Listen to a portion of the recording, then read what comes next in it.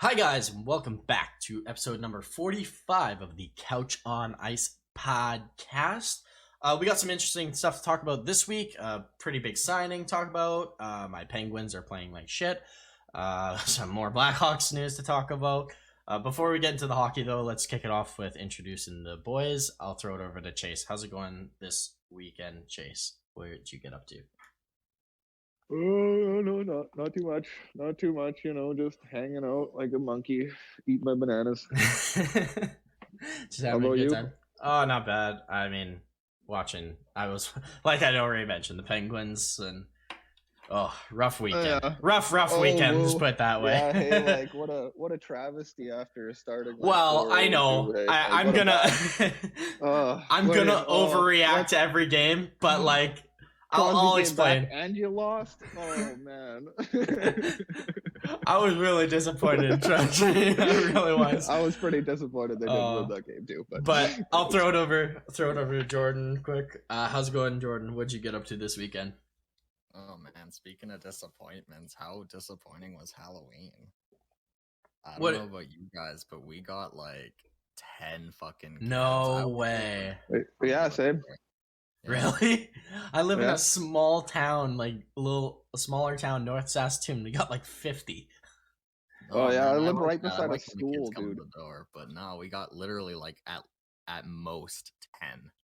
So yeah, no, we got like $100 of candy. Probably 20 of that's gone, and the rest is mine. Yeah, dog. I got to keep all my Wonder Bars.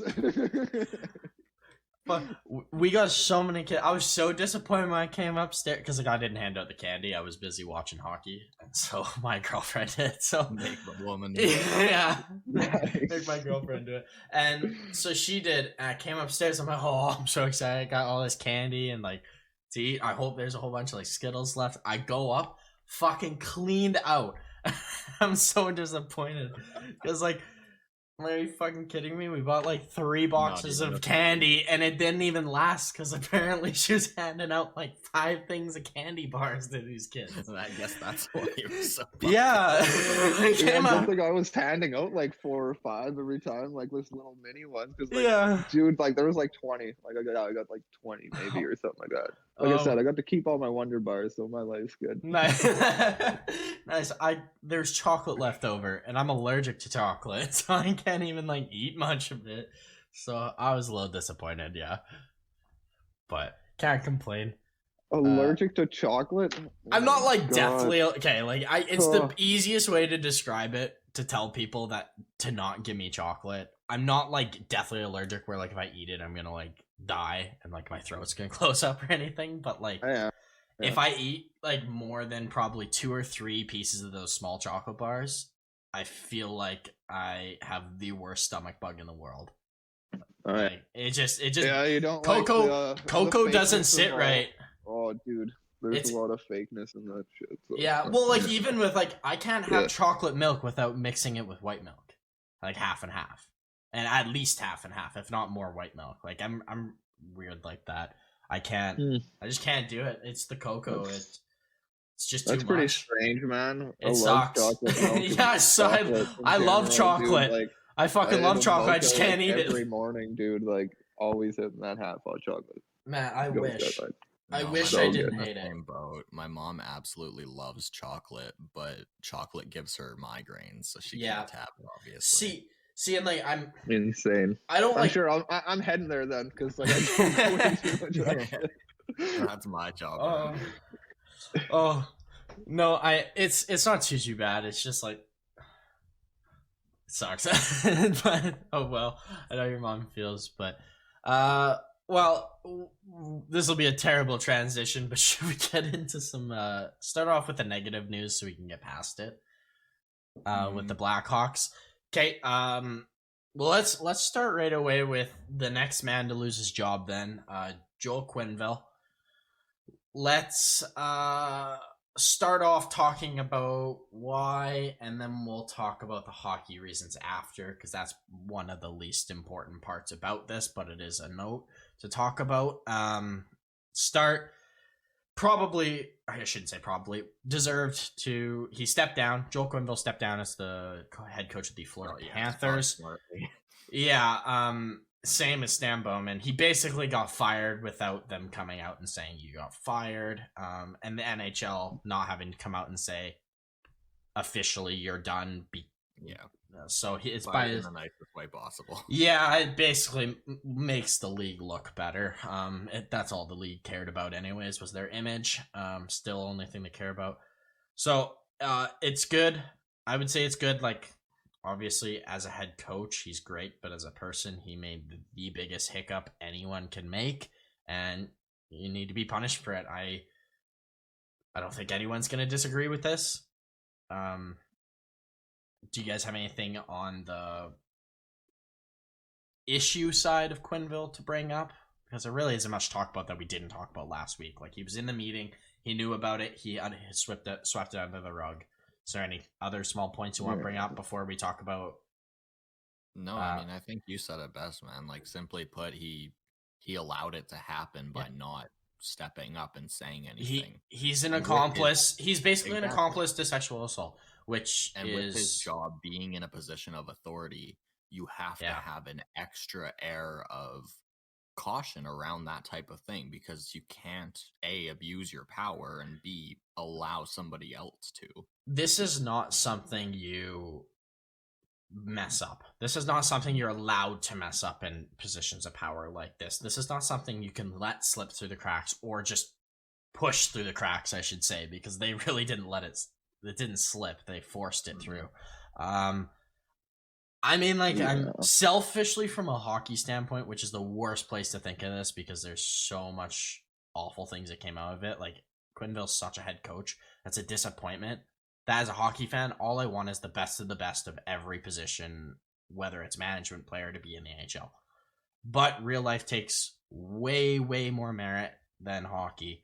So it makes sense. Yeah, hey, like, it's hard not to. Like, it's impossible. I feel ya, and yet it's like, well, in all reality, dude, if you're doing that, like, well, yeah, we don't need you in the league. Yeah, exactly. Shit. You don't need that in the league. Maybe good at your job, but you're also clearly not good at your job. Do your job right, and people will only look at you in a hockey sense, which is the only way people should be looking at these head coaches, is in a hockey sense. Like, this stuff shouldn't happen.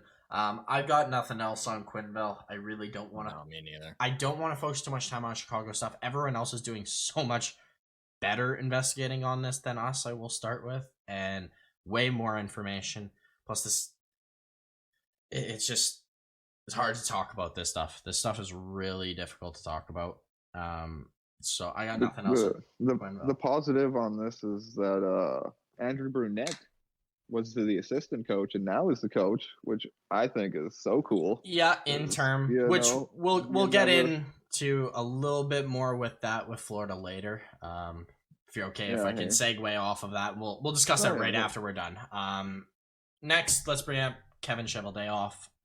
He did not get fired or stepped down, with quotations I put there, but it's because they basically just said the reasoning is because he was not a senior. What was it, Chase? Sorry, a senior management. Part of senior management or something. He's not in a senior position to make any calls, so it wasn't his decision. He was in the meeting. He did hear about and knew what was going on. But there will be no discipline. I want to know what you guys' thoughts are on this one, as more or less. Do you feel like Cheveldayoff should have been let go as well? You start, Chase. The more I learned to, like, well, we just realized that, like, he was only there for, like, that year. That was his first year there. He got there in 2009-2010 season as an assistant GM. Yeah. Hey, so, like, the way I see it is it kind of makes sense because, like, legally and all that sort of stuff, and, like, just the fact of how jobs sort of work, like, your actual senior management are the ones that are making the calls. This guy, in a sense, was just brought in, very new. When you're in that sort of position, you're more following the senior management around. There's no anything on your shoulders, like, Yeah, you don't really have you're many not gonna calls get to make except for maybe minor league deals as an yeah, assistant GM. exactly. Hey, That's your like when it job comes is to sign low tier AHL players pretty much and yeah, learn. so it's kind of tough to swallow, but it also kind of makes sense because you can. The way I see it is, this means that they're not gonna like get rid of like try to Everyone. suspend Kane or Yeah, somebody like no. that. Like players, like how deep do you go, you know? And this is kind of the line where it's like, in all reality, yeah, we probably could give him some sort of disciplinary whatever, but he was in no shape or form in the position to be that guy, to have the responsibility. Maybe as a person, buddy, you probably should have done something, right? But when it comes to the actual position, he wasn't in the position to be the guy that had the responsibility to bring something like this up. Yeah. I guess that's my son, right? Like, yeah, absolutely. This is tough because this is where you start threading the needle of, okay, where's the cutoff point of people who need to be punished? Because there obviously needs to be severe punishment for people who allowed this to happen. But at what point do you get to the person that's just not their fault? Like, not necessarily that's not their fault at all. Like, he knew. Obviously, I get that. I agree. This is the fuzziest one out of any of them by far. Is Shovel Day off? The reasoning why they don't, because he wasn't senior management, didn't have a decision. If you talk about it just by that standard, that makes complete sense why he wasn't let go. Now, on the flip side, he knew, he didn't approach the PA, and as an assistant GM, you would think he would have a lot of pull with talking to the league, right? Especially about something this serious. And that's how I feel, right? Like, I understand their position of not, quote unquote, punishing him. But at the same time, I feel like at the minimum they could give him is make him go to like some sexual assault like seminars or some shit. Make him sit in those and actually like listen and understand about people's fucking feelings. And it's like, funny you bring that up on that shit, because I wonder if exactly, I wonder if that becomes a mandatory thing for every single person in hockey. I think it absolutely should, because I don't want to hear about this ever again. No, I 100% agree with that. I just don't know how I feel about the Shovel Day off, because like I don't want him. I don't wish for anyone just to lose their job for this. But like, how at fault is he? I get it. He's not, like I just mentioned, he's not a senior advisor, but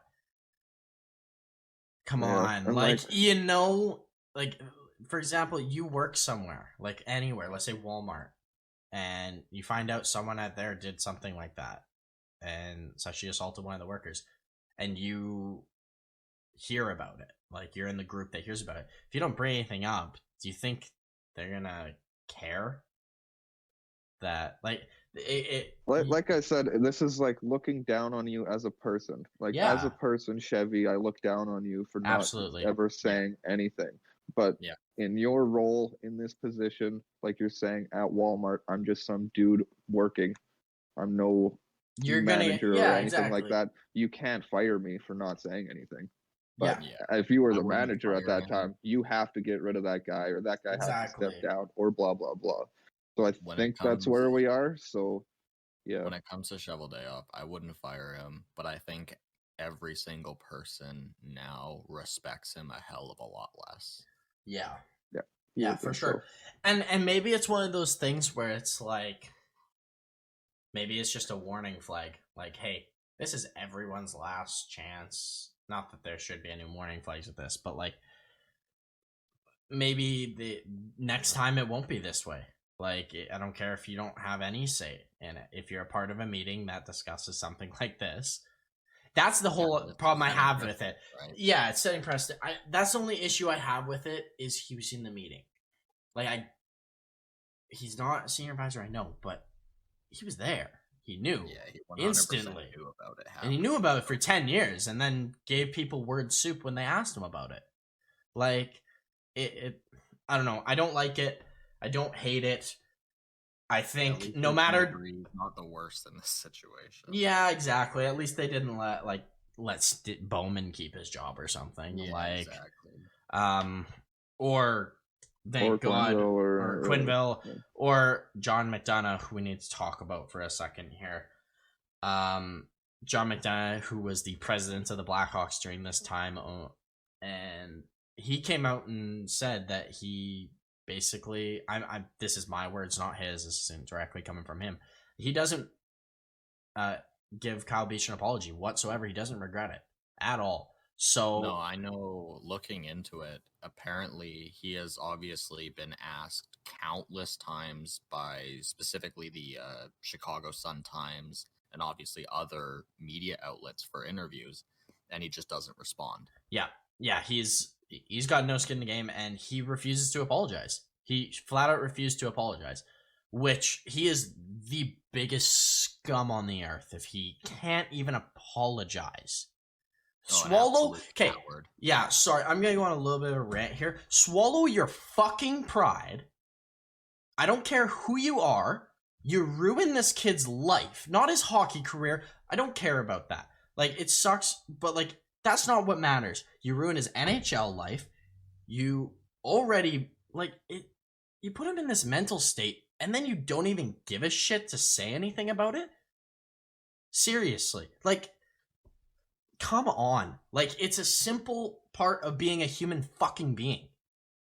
You just don't just let this stuff happen and then don't care when it happens to someone under your watch. Like, this is unacceptable whatsoever. He should be in a prison cell next to Aldrich. He really should for this. Well, not even for this. Apparently, during the Jenner and Block investigation, they obviously interviewed employees of him. He was described as, and I quote, extremely controlling and wanting to be and being the final decision maker on virtually everything. Yeah. He was described as showing little empathy for human elements of the organization, and he created a cold, rigid internal work environment and exercised his power constantly and universally. Yeah. And he is the reason this happened. Not to take light away from other people like Bowman and Quenneville and stuff who also agreed with it. But I guarantee you, based on all these comments, he was the driving force of all of it. And he probably said at the very... I mean, he did. He actually... The statement came out and said he did have the final say that they're not going to talk. They're not going to deal with this. So, instantly, he doesn't deserve... Unless you guys got... Do you guys have anything else on him? Because I just think he's a coward. I don't have any more time for this guy. All I'll say, fuck you. You deserve to be in prison with Aldrich. You really do. I don't have time for people like that. That is absolutely disgusting. But let's move on from the Blackhawks news into, again, not some great other news, but into the Penguins. Not something I like to hear. More sexual assault investigations happening in the NHL. That happened a few years ago. I think it was in 2018 this happened. A coach assaulted another staff member's wife, I believe. I don't know the whole story. I'm not going to really rehash it out. But apparently Bill Guerin was involved, and he fired the coach, but they said not to reveal why he was fired. And then once the pandemic hit, he blamed it on the pandemic by saying he was fired via losing money and such like that and didn't need the role. Yeah, exactly. Swept it under as something else. And this is just this is just not something you want to hear as a hockey fan. Honestly, this stuff, this stuff with the Chicago is not done. Not done at all. This is so much more going to come out over the next couple, probably, what are we saying? Probably 2 months at least, that there's going to be huge news coming out. A year at least, yeah. Not even just about Chicago, but maybe in even the NHL. Things pertaining to this, Jesus. Yeah, this stuff keeps... to me, everybody should be looking back a couple of years at least. Yeah. Talking to absolutely everybody about the last 2 years or something. something like that. Maybe even 5. Honestly, like we need to get this culture out of hockey. I think Taylor Hall said it best. If you guys heard his interview with it, which is crazy enough because he isn't even a part of either franchise that's under the microscope with this. He just came out and said that this old hockey culture needs to go. We need to like start treating people with how people should be treated. Like it's just this whole stuff. It's really upsetting to hear. Growing up playing hockey and following hockey my entire life, pretty much. This is not the news. Man, it's like the league. Like the old days, man. It's crazy, like stuff like this, and just the things you hear about in colleges or even junior and stuff like that. Initiation, like what the hell, man? Like just animals, man. Like what is going on? Yeah, I genuinely can't believe it. It's disgusting how often stuff like this, especially in this specific magnitude, happens. Like, this is just the tip of an iceberg. Like, this is just one issue in a league. And granted, it's a huge issue, obviously. How many other stuff is going on? Like, we talked about pills last episode and addiction. Yeah, that's another huge iceberg. Like, everybody does this for their team. Like, it's such a team-oriented game. Like, it took 10 years for this to come out. Like, you can't tell me there's not going to be, like, another there's probably 10 more of these stories like this. Lots. You know, not exactly like this, but like similar, something similar, and with to do with pills or something like that. Like, give me 100 stories, 100 different cases. Like, Jesus Christ, like, I don't know, man. Like, and it's not even hockey. Like, who cares about hockey? Everything. Like, look around, man. This world is just not even turning into animals. We're just animals in nature. And look around what we've been doing. Some of this is just. What the fuck? Definitely, not what you want to hear. Hockey news whatsoever. This stuff's just awful. We hope it stops. Clearly, as does everyone. But no, I got nothing else on this stuff. Are you guys good to move on? Okay. We are going to take the most aggressive transition yet again to. Let's start talking about hockey. So let's commercial break. Yeah, honestly. Yeah, let's take a breather for a minute. That's a lot. Let's jump into some of the games we watched and get into some very lighter news than what we just did. Chase, do you want to kick it off with a game that you watched this weekend? Yeah, sure. I'll do a quick one just to shout out Zona looking not too bad. Is it Carl or Carell Vegmelka? Oh, can it be Carl? I have no idea. Maybe. Like I know they've said like I've heard them say Carell, but like it's Karel. Yeah. So like, you could definitely say Carl. Carl Vejmelka. Well, yeah, I got to American his name out here. But yeah.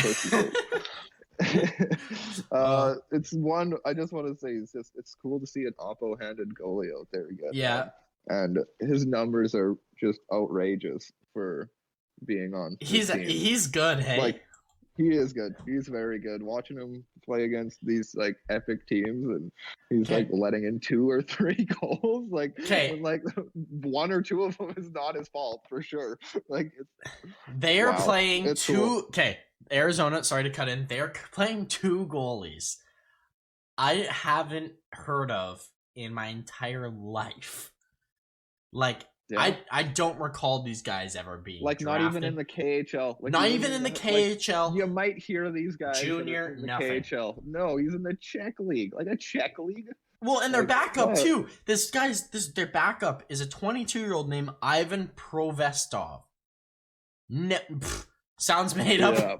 He sounds made up. Yeah, I don't. Auto-generated player. They are playing real life NHL.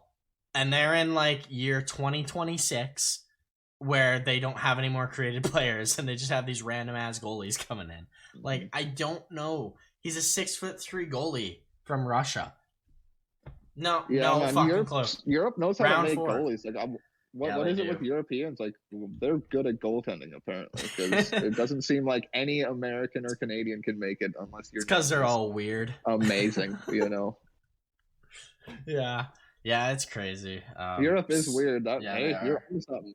You're onto something there. I think so. Everyone says goalies are a little different, and I don't know. Based on them coming to North America, I think I can defend that pretty easily.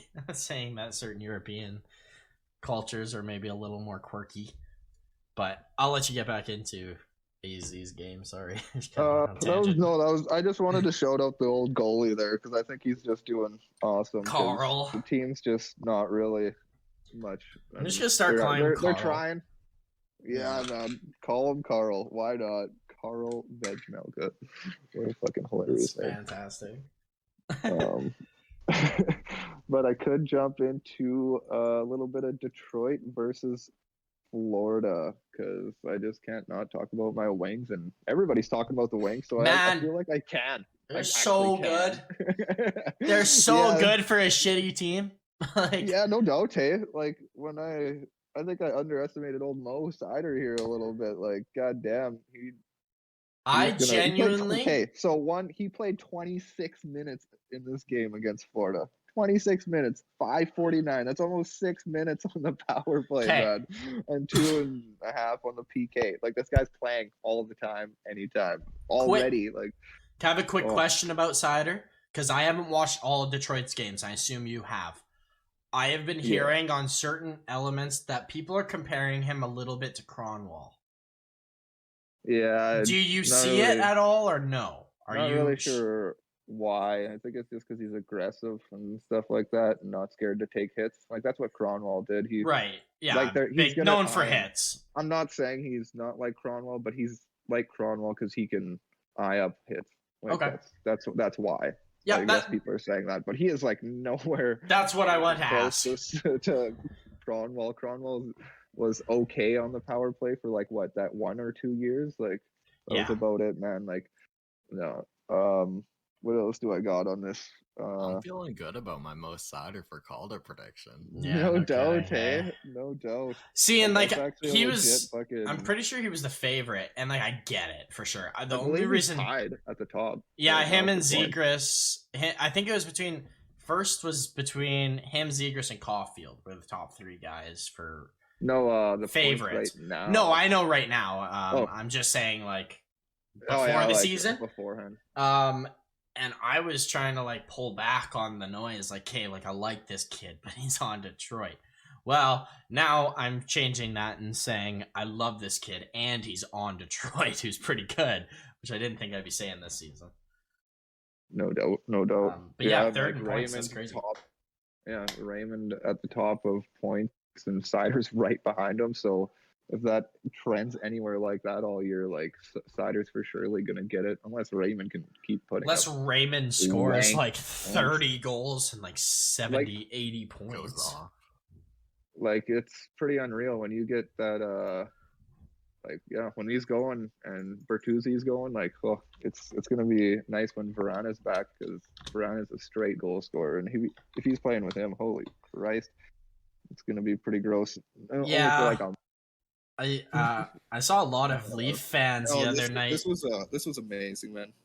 Yeah, I saw a lot of Leaf fans bringing up Bertuzzi. A lot of Leaf fans were roasting the Red Wings for roasting Bertuzzi, saying that they lost that game because of that Detroit lost the game because of Bertuzzi. That being because he's not vaccinated and didn't even play. So I thought that was interesting. What the fuck? You good? Oh, did we lose Chase?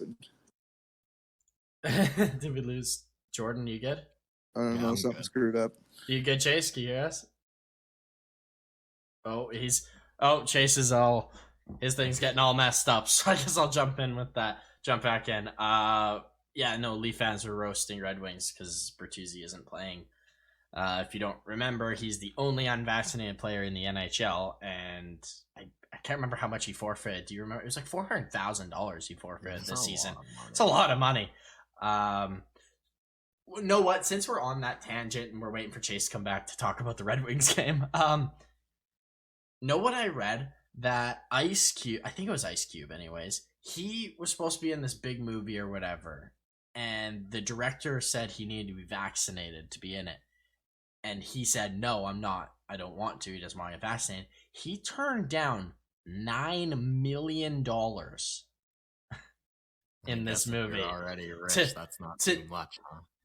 Man, no, come on. You could be a billionaire if you make $9 million in just one. No, I feel like at some point you get so rich that money just becomes an object and you don't really care.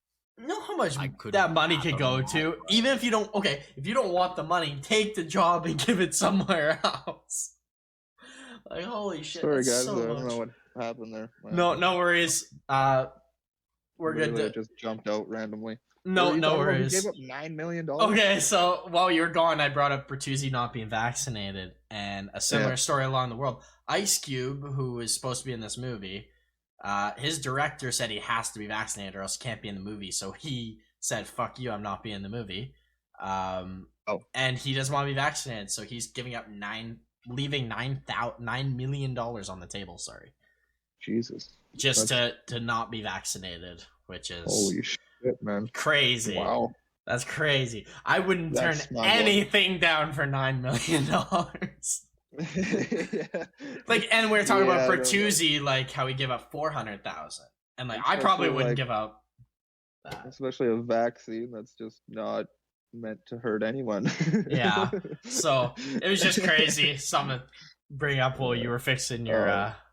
Yeah, like that was so weird. I was just like, boom, just disappeared for some reason. Don't know what happened. Oh, damn Discord.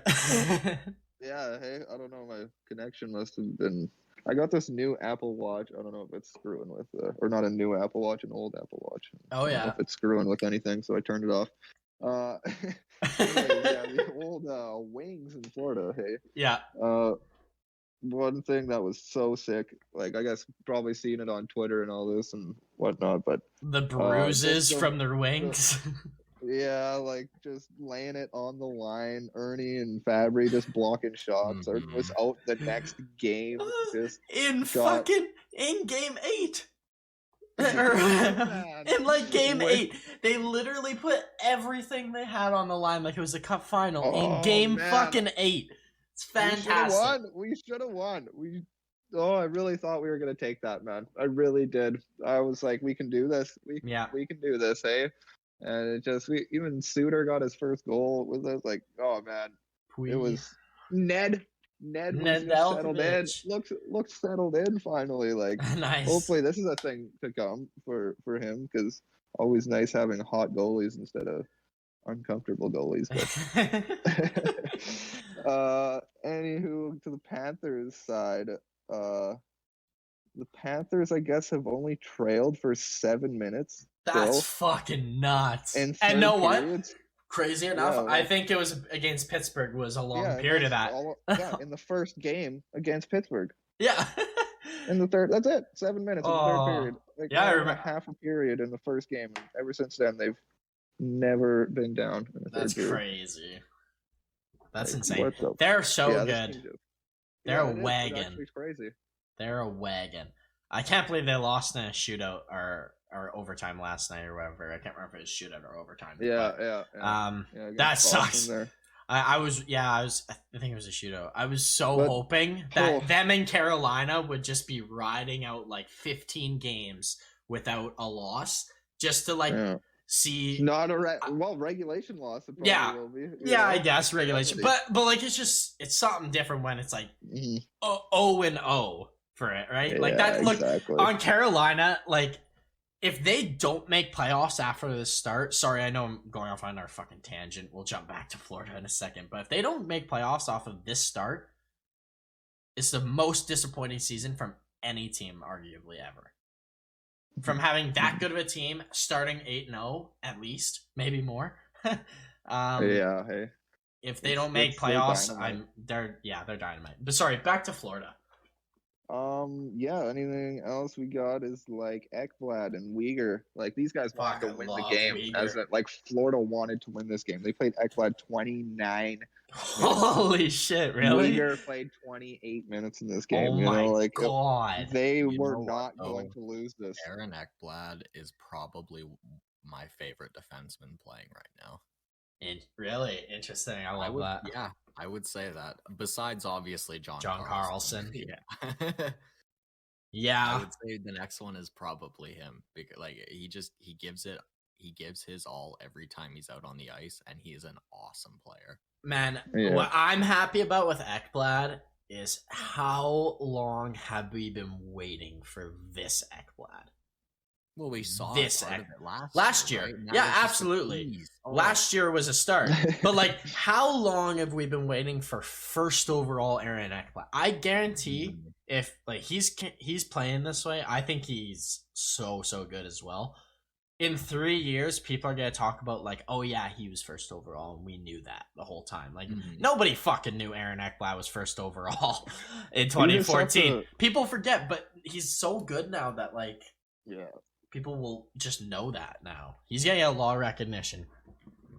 Yeah, no, he deserves it. Yeah, what else? What else did I have? I thought, the Hughes and Barkov, man.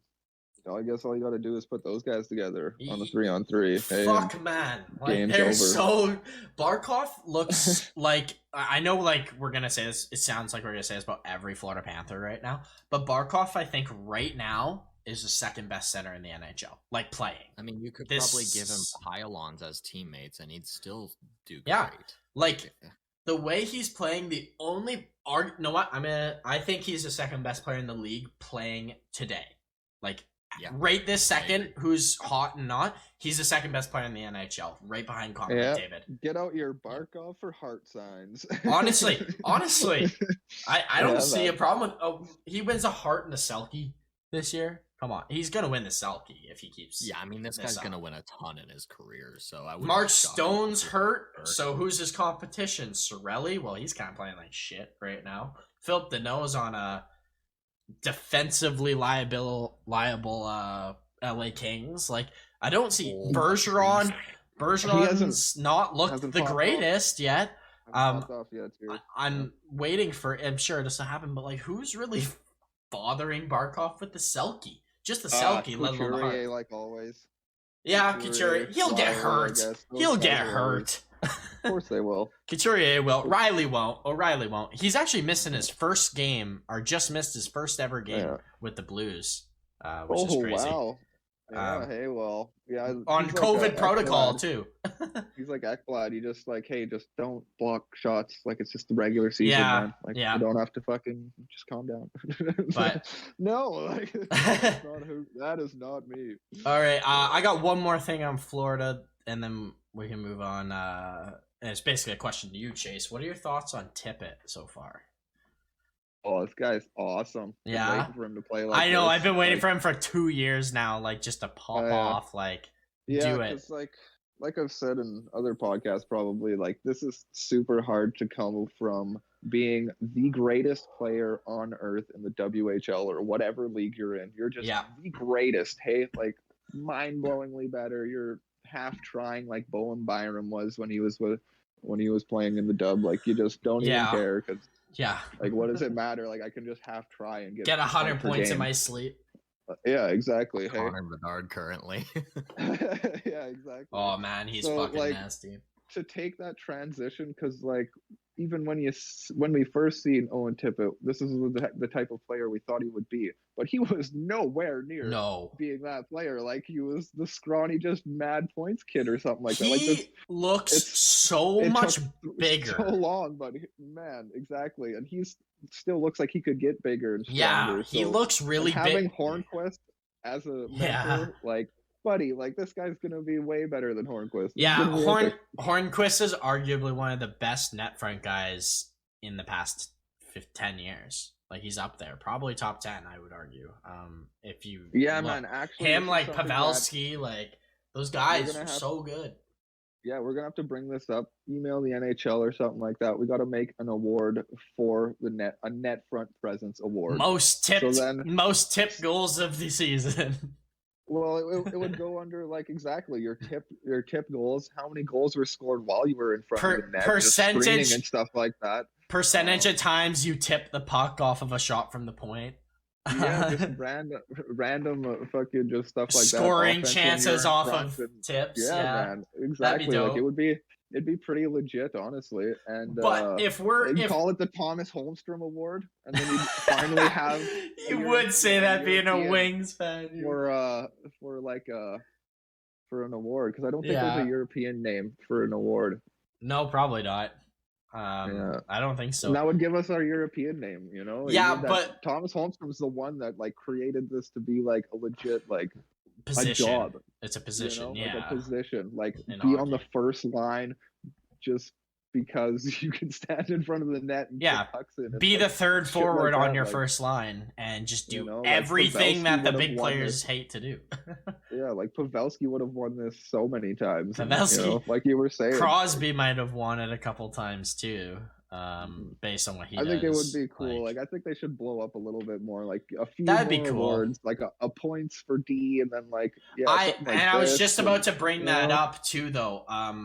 If before they even bring in something like this, they need to add a defenseman trophy, because they need to have two different defenseman trophies: offensive defenseman of the year and defensive defenseman of the year. Because lots of players do not get any credit for how good they are because they don't score 70 points a year. They score 40, 30. Yeah. And but they're fantastic. You need to have two different ones, where one who is the greatest offensive defenseman and who's the greatest at everything else defense. Yeah, like look at it. That's what it should be. Like it's kind of a forward trophy, the Art Ross and stuff like that, because the total points is most likely going to be a forward. Like unless you have Bobby Orr, unless you have Bobby Orr, or Ray Bourque or something, you're not winning. Yeah, exactly. So, hopefully Makar. Yeah. Unfortunately, he's in the same era as McDavid, so that won't happen. Yeah. Unless McDavid gets hurt all year, and McKinnon, his teammate. So, yeah, no, I agree. Like there's so many awards they could add. That'd be so cool. Like, there's like the defenseman's the number one. The tipping one sounds pretty good. Yeah, should be a fighting award or something like that. Like that'd be sweet. Yeah. Or like a penalty killer award, the best penalty killer. Yeah, no doubt. Hey, most power play points award. Like it can be shitty. Like nobody cares about awards, but like it's interesting. A face off. Yeah. A face off. Like when you get the highest percentage of face-offs in the league out of like 1,000 face-offs, like you deserve. Yeah, you should get recognition for that. Come on. And it's something that nobody's looking these stats up, is what I'm saying. And that's something I was just gonna bring up. Like these are important stats that nobody thinks to talk about because they're not flashy. They're not award based or anything, right? Like. Make awards to make certain things more entertaining at hockey, so you're like actually looking at like, oh, that's why this player's on the team. He's cannot score to save his life, but he has not lost a draw all fucking game. Yeah, and like he kills all my draws. Luke Glendening. The main reason we signed Sam Gagner was because he was right-handed and could take face-offs. Yeah, like it's. So important. Don't only have one of those. Two. Exactly. So, no, I agree with that. We should add some awards. Thank you, Owen Tippett, for on this tangent, award tangent. Let's move on to our next game. Jordan, do you have a game to talk about? Oh, definitely. The Calgary Flames versus the Philadelphia Flyers. Do we call them the Fire now, or are they still just Flames? Yeah, trust me, I have watched. You're gonna get a double dose of Flames in a second here. But go on, Chase. Or it's Jordan, sorry.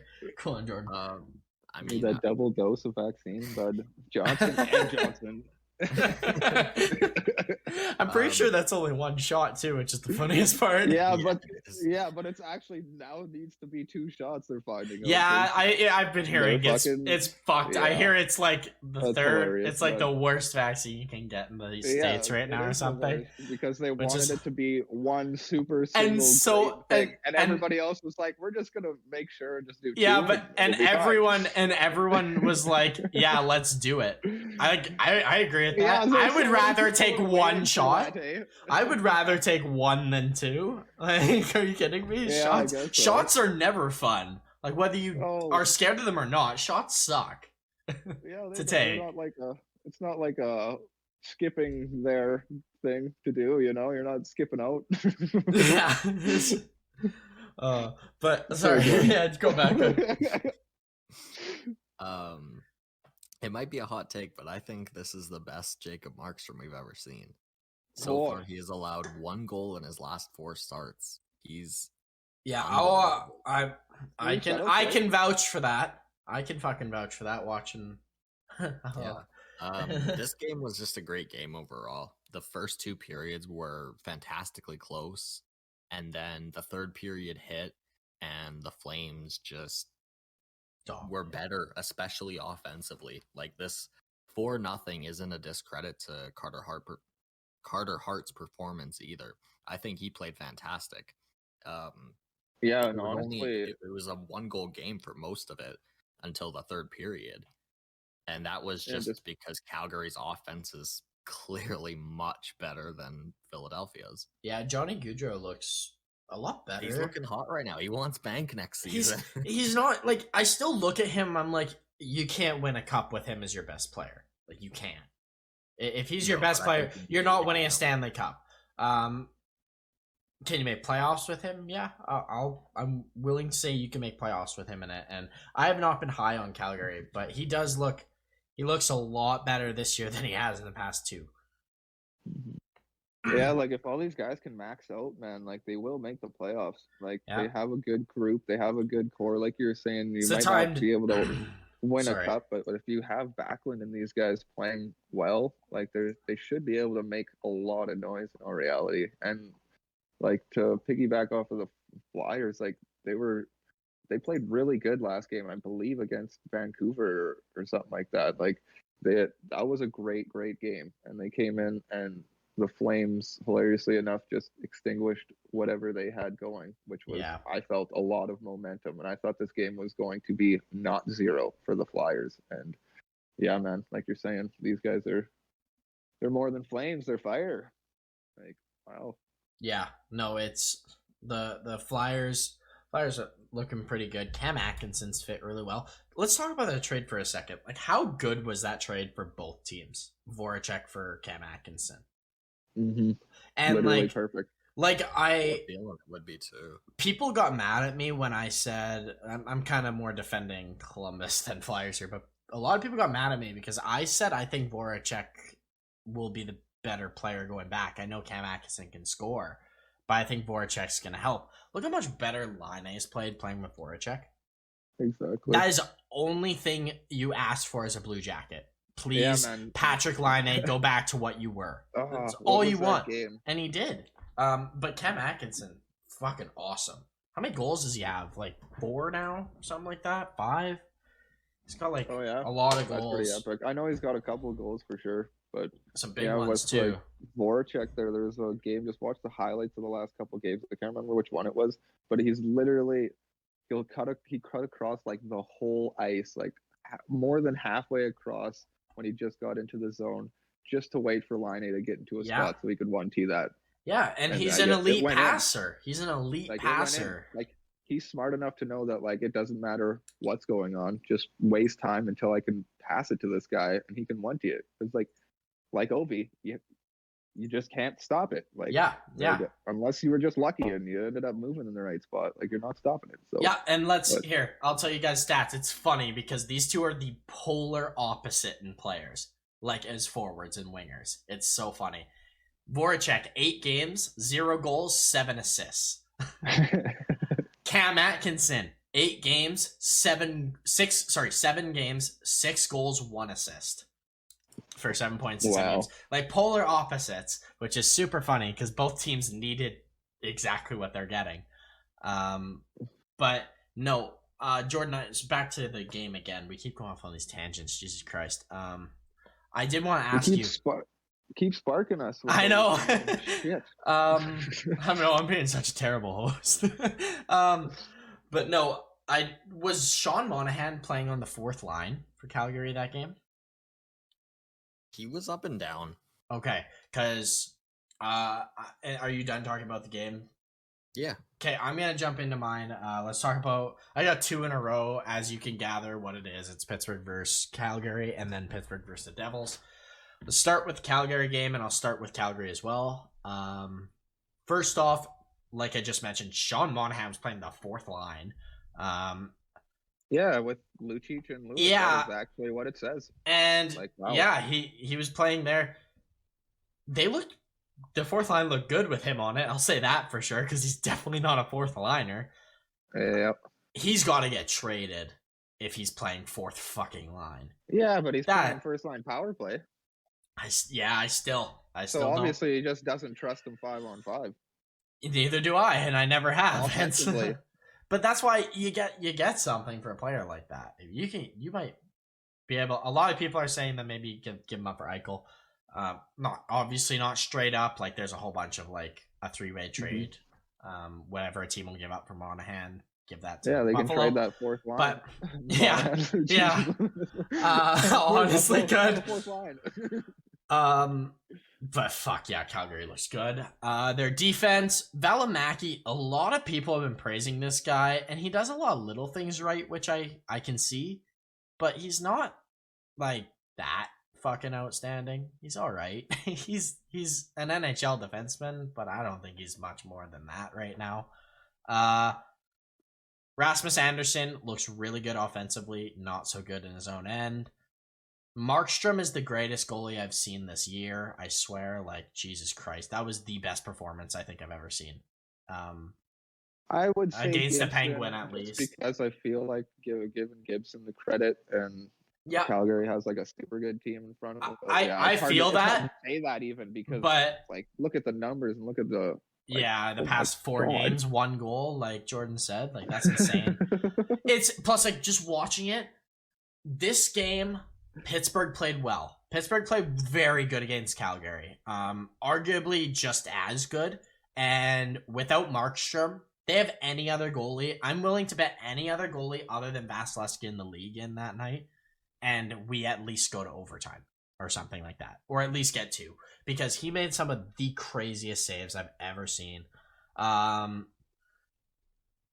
guys, Drew O'Connor, still looking awesome. Gensel's snake bitten right now, which is kind of rough. But yeah, we outworked them. We just could not get a goal to save our life. So unfortunate. Take that L. Casey DeSmith too. He was all right. A lot better than he's been playing in previous years so far. But the 4-goal game doesn't really showcase the game. We went all for it in the last couple minutes, so they scored a couple goals. But yeah, Calgary looks awesome. So good. Moving on to the next Penguins game, I'll quickly go. This is the worst I've seen the Penguins play all year. By far, against the Devils. Did not look good. Crosby came back. Super excited for him to come back. And I never thought I'd say this. He was actually a liability last night and cost us 2 goals. I love Crosby. I'm never gonna sit here and be like he's terrible. Trade him. I'm not that fan. I'm not gonna react like that. Crosby's fine. He's just coming back, but he looked bad last night. I'm willing to admit that. He on the power play, his passes were just not crisp enough and not enough weight behind it, and they got a couple breakaways and 2-on-1s because of it. And he gave away a penalty shot, which is the game winner. I don't think it was a penalty shot, probably a penalty, but not a penalty shot. He didn't trip him. He pushed him over on a breakaway, but he didn't like tie him up or anything. If anything, it was a roughing penalty or something like that, or cross-checking, something like that tops. So we lost because of that, so I was super pissed. Tristan Jarry is awesome. I'm gonna praise this guy every time I watch him until he proves me wrong. Every game he's played he this so year, good. Like his pads he looks nice. so good. Problem with him that seems to be Penguins' goalie problem every time we get a new goalie. He has a really rough glove hand. He needs to get better at that glove hand. That's his only weak spot, but he's looking so like good. He's been watching flurries. Well, he learned from him and Murray, who both don't have a right hand either. So I get it. Like that, it's been an issue at Pittsburgh's goaltenders since literally 2000. We haven't had a goalie who could save it with his glove.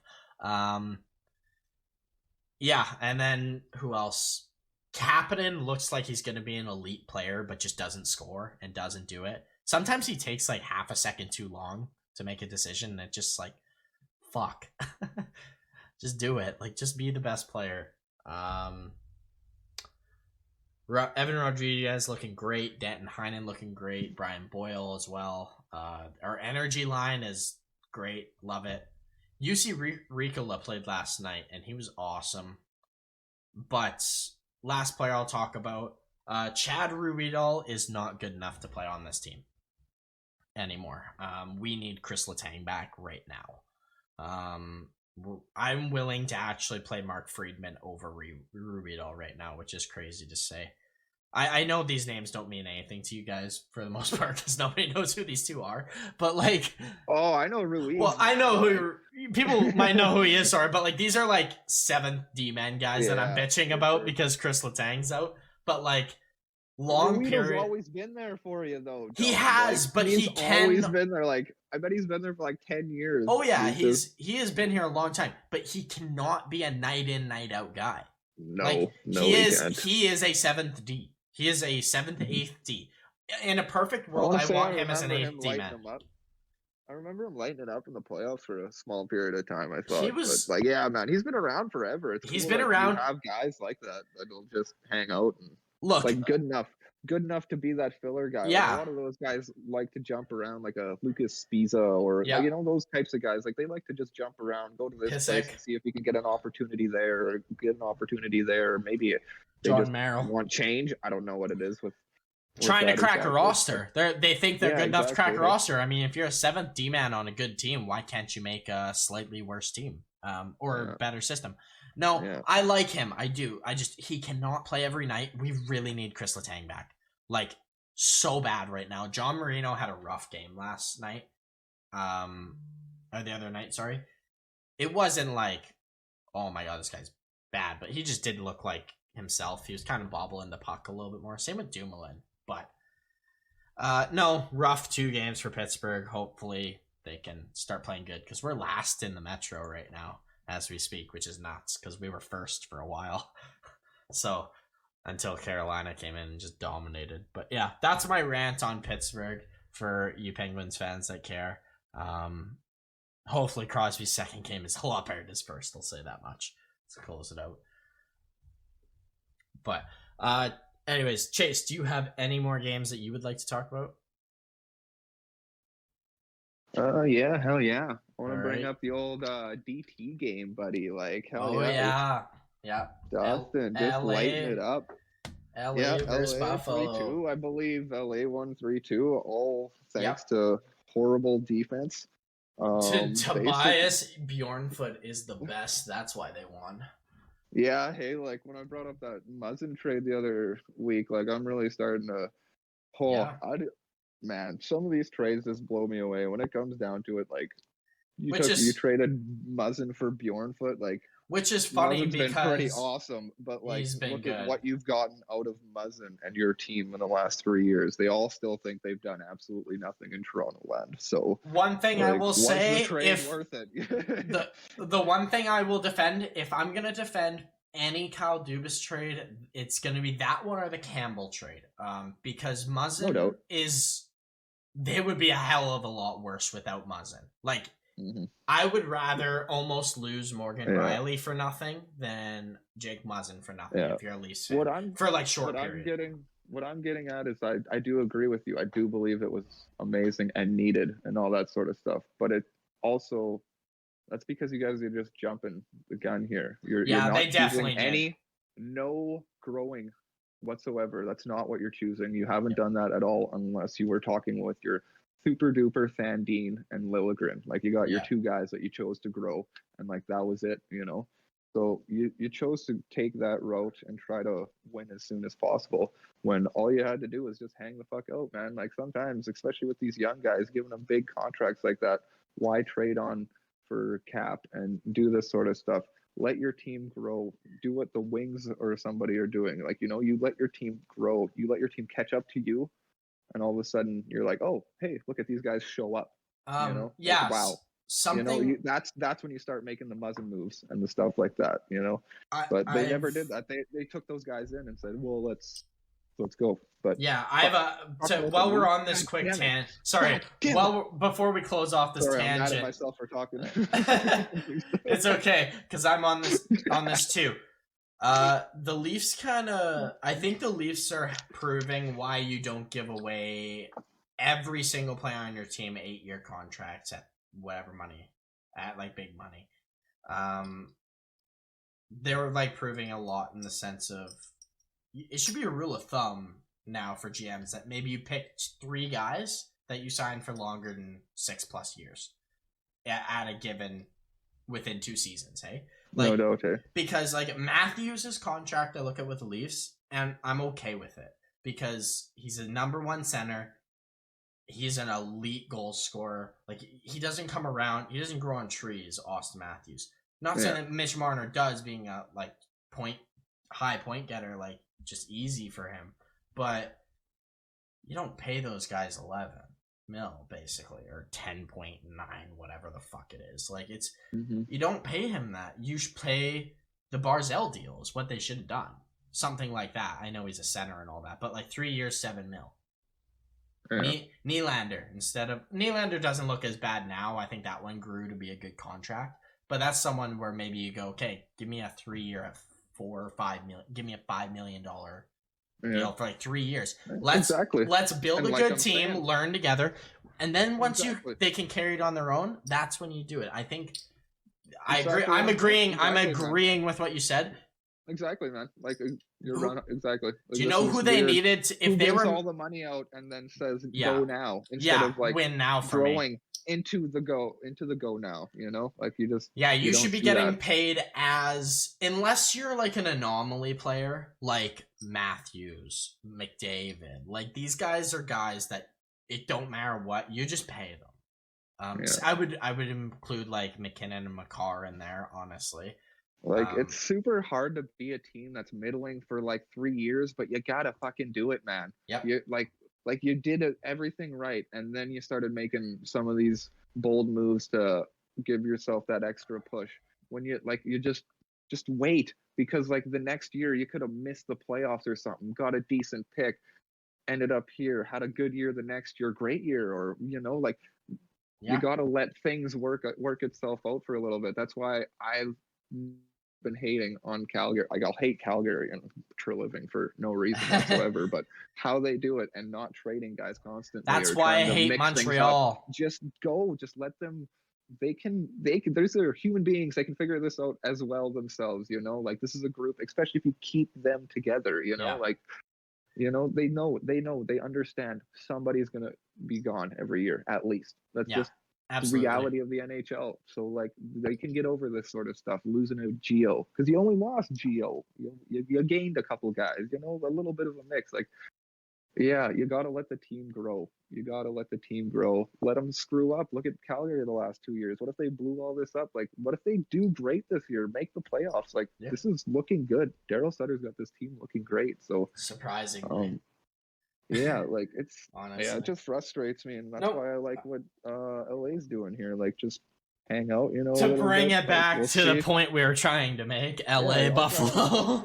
I'll slowly get back into that because like LA's doing what I think is the right sort of way. Like didn't give up an insane amount, I guess. They did a little bit for Arvidsson there, hey. Yeah. So like how much are they gonna do in the next, like maybe they'll do something in a year or two, but they didn't do this last year when Doughty said, I want to win or whatever. Hey, like, just take it easy, you know, grow these guys.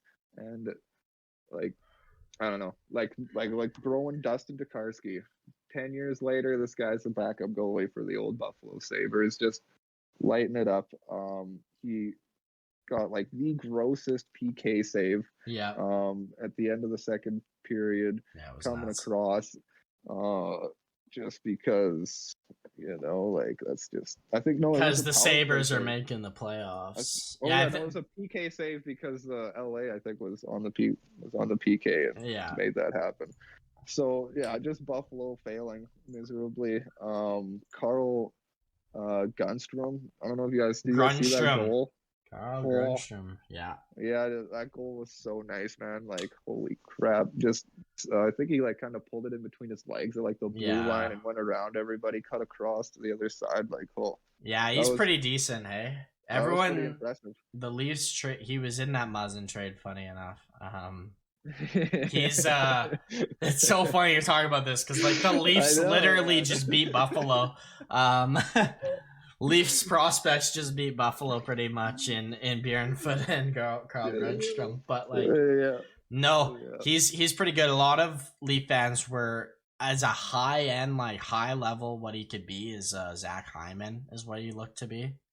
Mm-hmm. So hopefully he can bring something along that level too. That was promising. That's the first time I've seen something that like really kind of like, oh wow, this guy could be a little bit more than I expected. He's got a lot better hands to pull something off like that. You got a little bit better hands than I thought you did. So. He's got a little bit of skill, but he gets his way by with grinding his way through along the board. Yeah, exactly. Well, he's like 6'3" or something. 6'2", 6'3". But yeah, so the detriment to this game was basically like all I gotta say is I can't believe that pass went through like 3 guys to the slot, and that's how LA won. Like, what are you guys doing out there, Buffalo? Like, there's literally 3 guys. Bad. I saw the pass get right in front of that one guy, and he noticed just then that the pass was going to and they just What are you guys doing? There's literally 3 guys that went through. Like, well, they don't want to be too good. Like, holy shit. Buffalo Dustin almost didn't even move over because he was like, oh, intercepted. And it just didn't. And he was like, oh wow. Like, it was, I can't believe that. Like, god damn it, man. Couldn't have taken it to OT at least. Like, just I thought that game was for sure Buffalo's, actually. Buffalo was the better team. I'm gonna jump in a little bit and talk about Buffalo here because I got something to say about Buffalo. I am falling in love with Buffalo.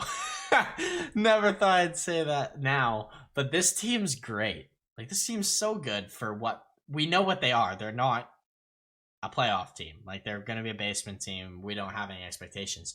Rasmus Asplund is awesome. I like him. Him and what's his stupid name? Where is he there? Victor Olofsson. Yeah, that's it. Yeah. Victor Olofsson. Those two together, dynamite. Dylan Cousins, I'm not like super impressed with, like, but I also have my expectations lower because of this team. I like what he's bringing, and what happened with yesterday with the fight was awesome. He had his first career fight. Right. So I'm what he did was he hit Brendan Lemieux, and Lemieux didn't like the hit. Lemieux punched him in the face without like Dylan doing anything. It's just standing there pushing each other. The ref puts his hand up, so it's going to be a penalty to Lemieux, which it should have been afterwards anyways. I don't understand how, but then the best thing Dylan Cousins ever could have done, and this is why he is already turning into one of my favorite players in the NHL because he did this. He said to a guy who's Claude Lemieux's son, if you know who Claude Lemieux is, you're like, oh, fuck. He is a fighter. He's a grinder in the NHL. And Dylan Cousins, this young rookie, drops the gloves and just starts fucking swinging as hard as he can at him. Greatest. He didn't land him perfectly, and you could tell he's not a fighter because he's very off balance quickly. But so much respect for Dylan Cousins for that. So good. That was pretty awesome. Loved it. Just because he had brought up a fight, I got to bring up a different fight. Right. Tony, did you guys see Tony D'Angelo's fight? No. He fought? Dude. Okay, I'll pull it up right Tony now. Tony D'Angelo was fought. It was Johnson, not even Tyler Johnson. Is there's some other Johnson, or is Tyler Chicago? Johnson 58? Yeah, I'm pretty sure he's 58. That might be Tyler Johnson. It was Tyler. I mean, that makes more sense then. Mind blowing. Okay, it was just against Johnson. I didn't understand. But in this fight, Tony D'Angelo just comes around, goes for the uppercut, and just uppercuts him in the nads, man. Like straight punched him in the dick. It was. I'm watching it right now. It's so great. Oh, that's not it. It's so awesome, man. Holy shit. I think you can check it out on Twitter. I posted it on that Twitter page. Okay. Coach on Ice. Like, oh my God. Just, man, I almost died. It was so funny. No, I didn't see that. That's hilarious, though. That's amazing. Back to Buffalo quick. I just had two more players to talk about, and then I'm done. Taige Thompson. He's looking really good.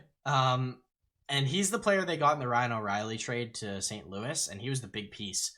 He's actually looking quite good, and he's finding a home here.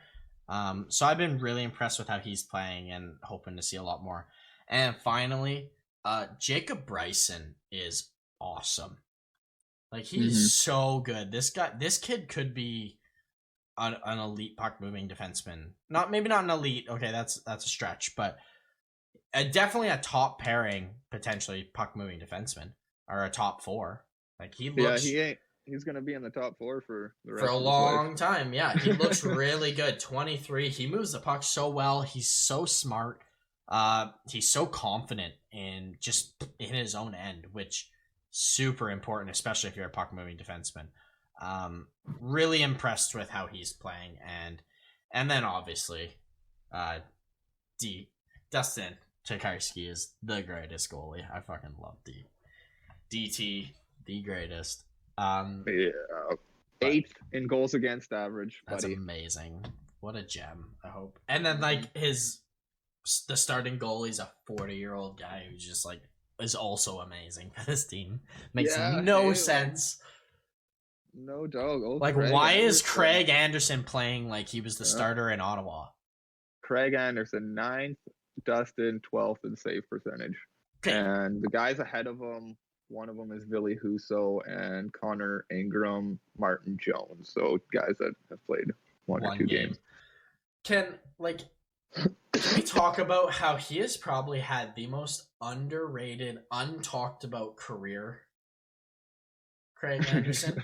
How he was just he's been a starting goalie for like 15 years, and nobody talks about this guy. Like, ever. Like, even back in the day when, like, you can talk about it. Being in the shadows in Ottawa, hey, like... Yeah, the only time anybody ever saw him was that one cup run that they had. Yeah, where Chris Kunitz said, "See you later" to them. And, like, I just can't believe nobody talks about this. Like, he's gonna be the least talked about Anderson goalie ever in the NHL. And there's, like, he's probably the best, arguably. But no. I'd say so. Jordan, do you have any other games you want to talk about that happened this weekend? No, the big one was just Calgary, man. That one was so exciting. Yeah, for sure. Cool. Let's jump back into some Leaf talk and talk about the new Morgan Rielly signing. So Morgan Rielly signs an extension, an 8-year, $60 million contract for $7.5 million a year. Well under market value for defensemen. At least what he would have gotten on open market. Probably at least $1 million. What are your guys' initial thoughts? I have the specifics here on the contract. It was quite a very deep contract. So the first year he's getting paid $8 million with a $4 million signing bonus. The second year is $10 million with a $5 million signing bonus. The third year is $10 million. The fourth year is $8 million, and the fifth through 8 year is $6 million. Yeah, and he has also will have a full no move clause, which is active until the 6th year, and then at the 6th year it becomes a 10-team no move clause. Yeah. Yeah, great breakdown there. So I'll throw it over to you, Chase. What are your initial thoughts on this signing for Morgan Riley and the Leafs? I think this was an actual contract for once instead of something that was instead of just giving guys $9 million because apparently that's what they're worth. I think this is exactly how it should be. I think a lot of these guys should be making around this to 8. I think it's just wonderful. Like that's how you do it. He deserves to get paid $10 million, $8 million, and that's what he's going to get for the next 4 years. And he'll be 30-some by then, and it's not probably maybe he'll keep playing so good. Some guys can keep it up for in their mid 30s and stuff like that. But yeah, especially how decently athletic and stuff Riley is, he might be able to last. But yeah, no, I love this deal. I think it's perfect, and it's great to do it right now because then that means somebody else is out the door and not Morgan Riley. Yes, yeah, this was the biggest sigh of relief I think Leafs have had in ever. They thought they were fully prepared to lose him for nothing this offseason. I know a lot of them were, especially after stuff that went down with Zach Hyman. I didn't have that much worry they wouldn't sign here. I thought they would always do what they could to make it work with him. He's not the guy you get rid of to help make this team better. Like for what he brings, his intangibles he brings, in my mind, he's their captain. Like I know John Tavares is their captain. I think it should have been Morgan Riley this whole time. He's the longest serving Leaf. He has been through the absolute shit when Leafs were the worst team. And no one wants to be there. Like, and he's been through it all. And he always says the right thing. He was the worst defenseman for several years, right? Yeah. Leaf fans. Exactly. Well, no, Jake Gardiner was on the team, so he was a second worst defenseman. So at times, though. At times. And look, we'll never forget. Oh yeah. Okay, I think they've forgotten by now. Hopefully. Yeah, for sure they have forgotten. But like, look, Morgan Riley, is he the best defensively? No. Is he going to be good when he's 36? Probably not. But neither will the Leafs, so it won't matter. No, I love this deal. I think he's I guess how old? Like, is he going to be 36 when done? The contract's done? Yeah, it's his last year. He'll be 36, I believe. Oh yeah, so that's good. It's fine. Yeah, 35, 34, 30. And you can trade him when he's like 35. Yeah. You can trade him when he's like 35 or 34-ish when the 10 team kicks in. So, or at least maybe can trade him. That's a lot of money to trade away if you could. But no, they needed a win. They really did. Like this happened before this was signed when they were still like struggling, and I mean not that they have been playing much better, but they're winning. They really weren't playing good. They were losing games. Wasn't much longer after the 7-1 Pittsburgh game, and this happened literally just Friday. So it was good news for Leaf fans. Super good news for them. Love the contract. I get why you have to give him that 8 years. It's to knock down the money. So nothing wrong. I think he's gonna be dope. Cool. So let's move on from that, unless Jordan, you got any final notes on Morgan? No, just fantastic player. We obviously love him around here, being a Moose Jaw repping boy. Yeah, exactly. Watched him a lot. Yeah, watched him a lot in his youth career. Yeah, so he was real always good. Supporting Morgan Riley, and I think it's just funny enough, still only paid to defensemen. This is a great contract. Yeah, still funny enough, still only the second best Moose Jaw Warrior in the NHL currently, which is awesome. Yeah, for a small market WHL team. Next, we got the Montreal Canadiens to talk about a little bit. So we got they sent down Cole Caulfield to the AHL for his slow start. What are you guys' thoughts on Montreal doing this? On sending Caulfield to the A to Laval? Jordan, I'll let you kick her off. I don't think it's a bad move at all. I think obviously he got a lot of criticism. Well, I mean praise during praise last year. Yeah, during the playoff run, right? So people were having really high hopes coming into this season. But I think understandably, understandably, right? But after very, very little contribution to start the season, I don't think it's a bad move at all. The last thing you want is something getting in this guy's head.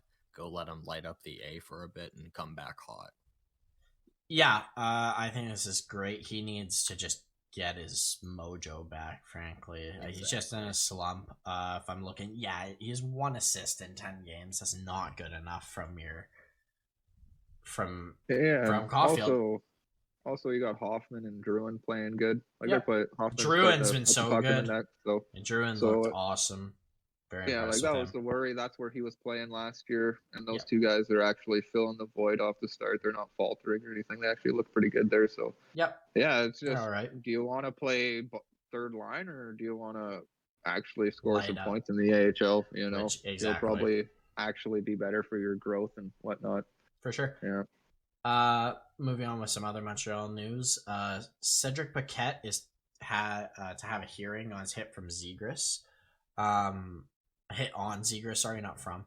I don't think this will be a suspension. Like, he hit him in the numbers, and Zegras got hurt, like, shooken up on the play.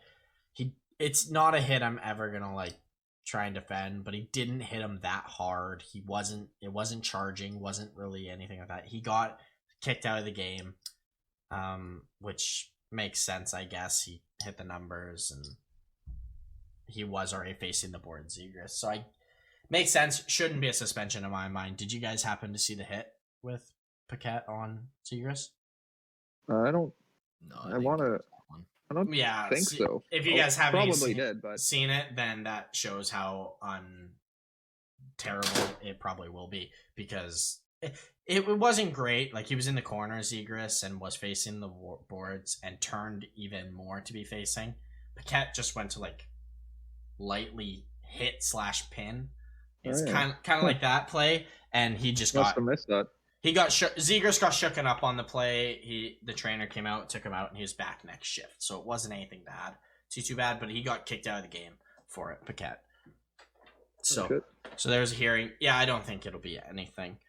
And while we're on the Canadiens, I know this has been like, seems like every episode we talk about these guys, but like, I'm feeling more and more confident by the day that they're going to be a bottom 5 team.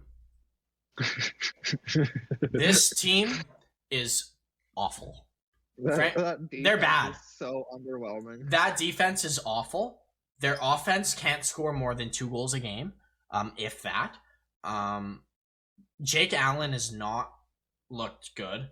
Not that he's had much help, but he hasn't really been great either. No, he can only stop so many pucks. Yeah, exactly. This team is fucked for the season. They're not making playoffs. It's impossible now. Exactly.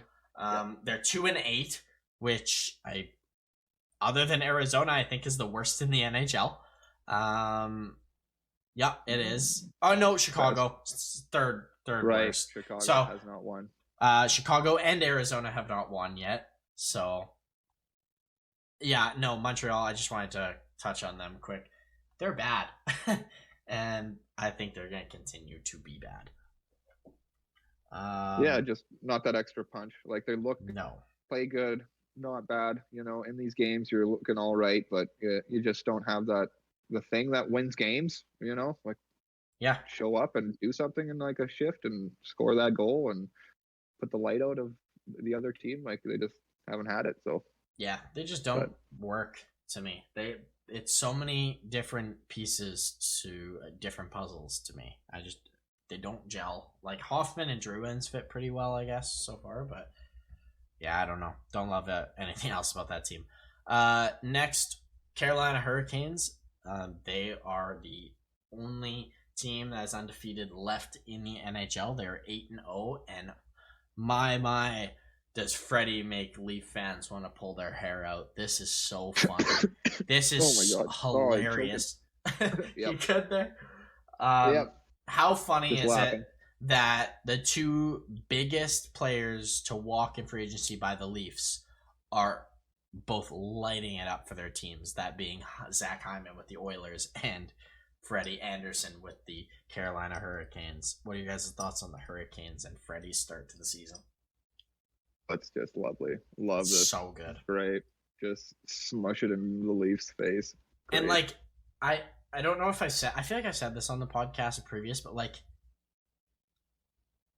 Freddie just seems to fit Carolina. Like, for years I've been thinking like, the Leafs want to get rid of Freddie, and Carolina needs a better goalie than Mrazek, or someone to play with Mrazek. They should get Freddie, and he's really looked so good for them.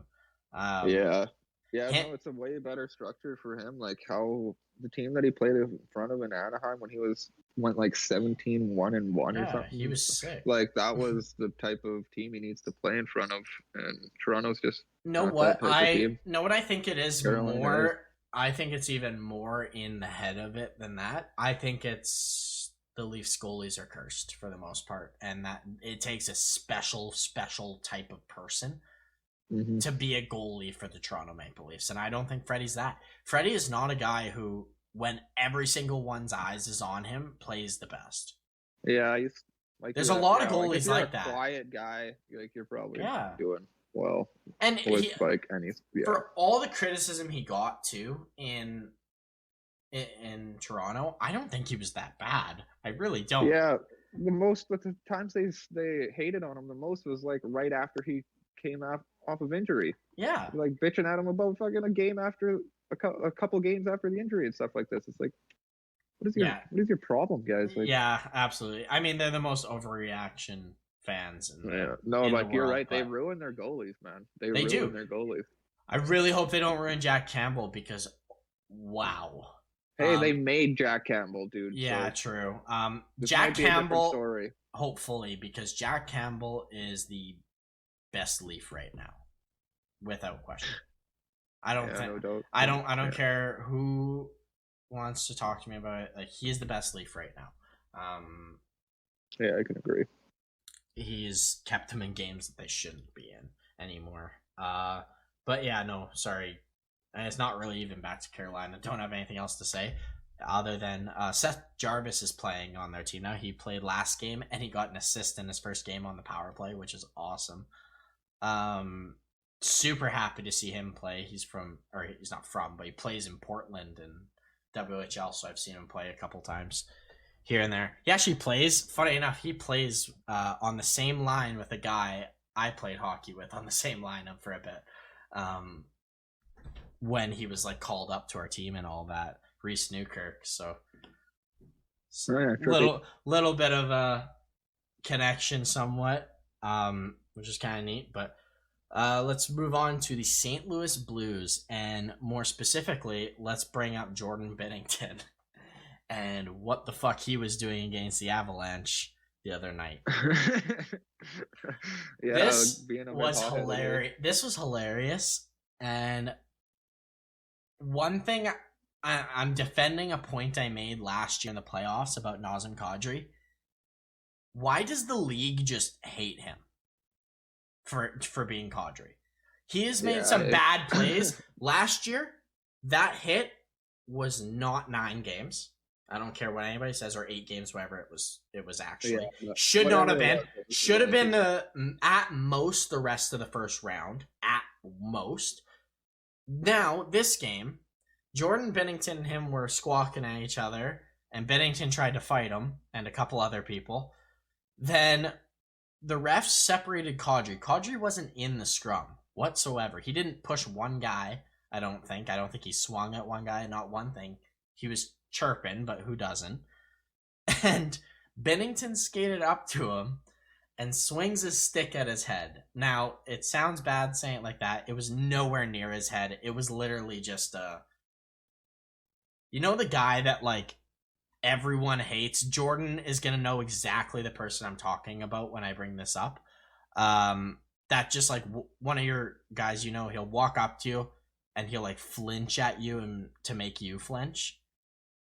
That's Jordan Bennington in the NHL. He is that guy who just, like, scares you for no reason just to be annoying little dick. Know what I mean? Jordan, do you know exactly what I'm thinking of when I say that? I'm not sure, but I think King George as well. High school and King George, and we were somewhat friends with him. Is it like Patrick? No. No, I'm not gonna say who. But I'll say that. But no, Jordan Bennington, he swings his stick at Kadri. It was nowhere near Kadri. It was like 5 feet above his head. Like he wasn't gonna hit him. But then they gave Kadri a penalty for that, for standing there and getting his stick swung at him and being involved. So it just shows that the point I was just trying to make, the league really hates Kadri. Like, yeah, I know. It seems very evident that right there, you're just like, again, like, yeah, wow, like, and that's why I sit there. Nothing's gonna go his way. Ever, yeah, and that's why I sit there, Colorado, and I defend them for keeping him. Like, he's a very, very good player. That just, he made 2 dumb calls in playoffs, and now anything he does is wrong. In the league. It's funny that like those 2 guys are a lot alike, old Kadri and Bennington. Yeah, they're just a little bit of hotheads, you know. You get a little bit carried away. You're just how it is. Like, you're competitive. It's just hard on the sleeve. You know, you kind of just end up doing things you don't really mean to and stuff like that. Like Bennington said, he's like, yeah, like, I don't condone swinging your stick around. Like, yeah, and not like, what I'm getting at here. He wasn't like, you know? Even. It was literally just exactly how I described it. Like, made you flinch. Like, he wasn't trying to hit him, wasn't implying he's gonna hit him. Yeah. It was for games. He wanted to fire up his team, man. Yeah, like, yeah. Like, the Blues were stale as hell. They weren't doing anything, and Bennington was pissed off. And like I said, he's like Kadri, just very competitive guy. But the only one doing anything, saving their ass all game. Yeah. The reason the game's tight is because of him. So he just got a little frustrated through that. Well, but now one thing, a little bit, but one thing to say though, your goalie sure as fuck should not be the player who should be getting you into games that way. Not in an aggressive way, like to not make usually. A big save. No, like, I don't care what team you are. You shouldn't. What do you mean? Why can't you have Mike Smith and some of these guys start fights and poking at stuff, trying to rile the team up? It happens. It happens, and I get that. Like, I find it here and there if it happens, but like, really nothing was done to Bennington that warranted him like trying to pick a fight. Like, at least he was doing it.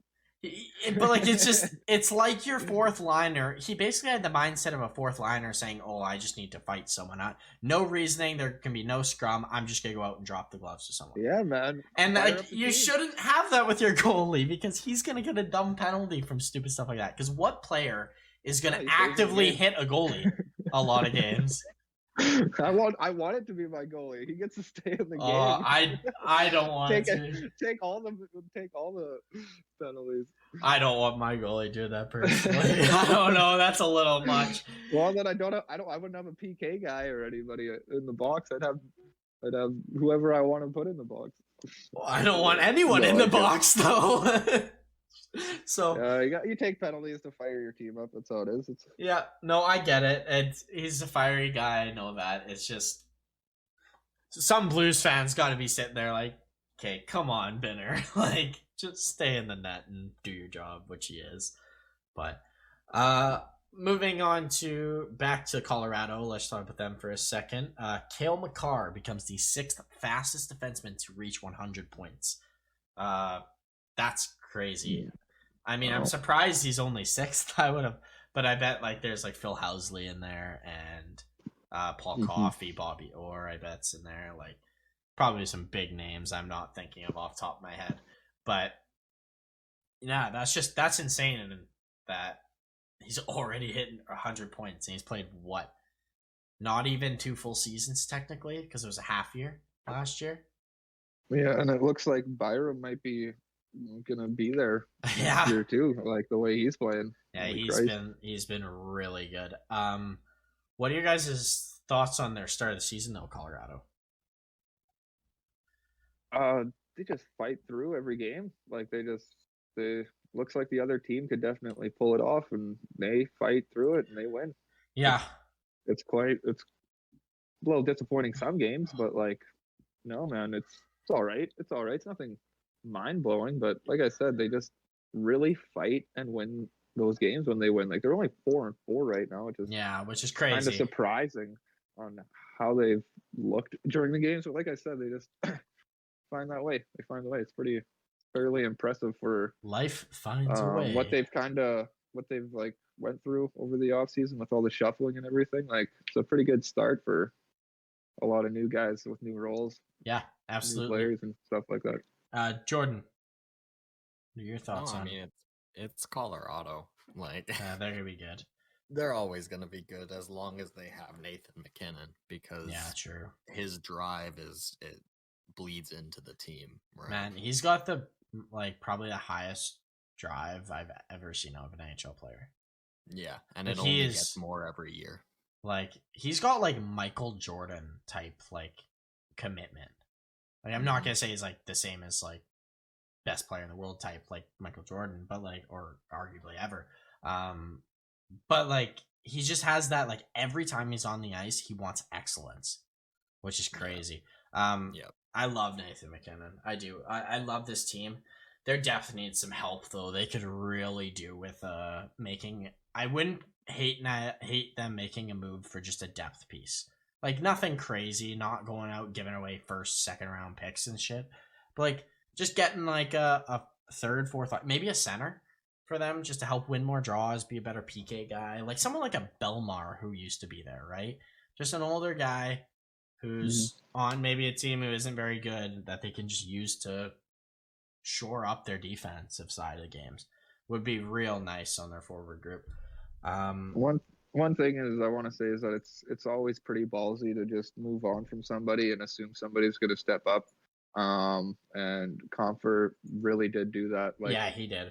To the nines, exactly what you can ask out of him. So ballsy move to just move on from Donskoy and like Assad and stuff like that, and just basically put all those responsibilities on Comfort. Yeah, you can do this, right, buddy? The one was wow. Yeah, wow. The Sod one still scratches my head that they let him go. Like, I get it, like I do. They have a lot of money they gave away this off season to players, like Landeskog getting a pay raise, like $9 million going right to Makar. Yeah, they'll definitely be trading for a Sod type of player at the deadline or something. And like hopefully they can find someone that good and can keep him next year. Would be really nice. But I don't know if they can. Like, they're gonna lose either Kadri or Burakovsky or both.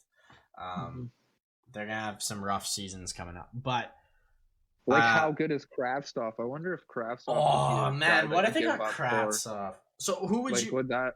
Because that would really make the top six solidified, and then you could leave Confer on like a third line or whatever. So I guess you could go the other way, but who do you give away for that? Because they want a top prospect, ideally a top six like forward, right? You don't give up Newhook for that. No, you need Newhook. You need him for the. So okay, what about like a Shane Bowers and a pick of some sort? With that, I guess it depends how much you trust that Nichushkin and your lower. I like Nichushkin. You know? I like Nichushkin on this team. He's on the IR right now is the issue. Like, he's not playing. Yeah. When he's in, I love Nichushkin. There's just like, or maybe you could throw in Martin Kaut. Like, he's in the lineup right now. I don't know how. Yeah, he is. How amazing he's been or not. I've heard more good things about this Ranta, that Sample. Ranta. He looks real good. Man. Yeah. But I don't know. Maybe I'm overreacting early too, and they should just ride it out. But I wouldn't hate them going out and getting a depth piece, just something small. Or like you said, Kravtsov isn't bad at all. Like, maybe you bring in Kravtsov to replace hopefully try and replace Burakovsky for next year, and you let Burakovsky go. If you end up losing him or something. Yeah, exactly. He'll be on cheaper deal. Or something like that. But I'd only do it if I knew for a fact he'd be able to impact the top six. Because, like, I would be able to do it otherwise. And the other issue is Chris Drury's being a real tight about it. He wants a top six prospect, and that's it.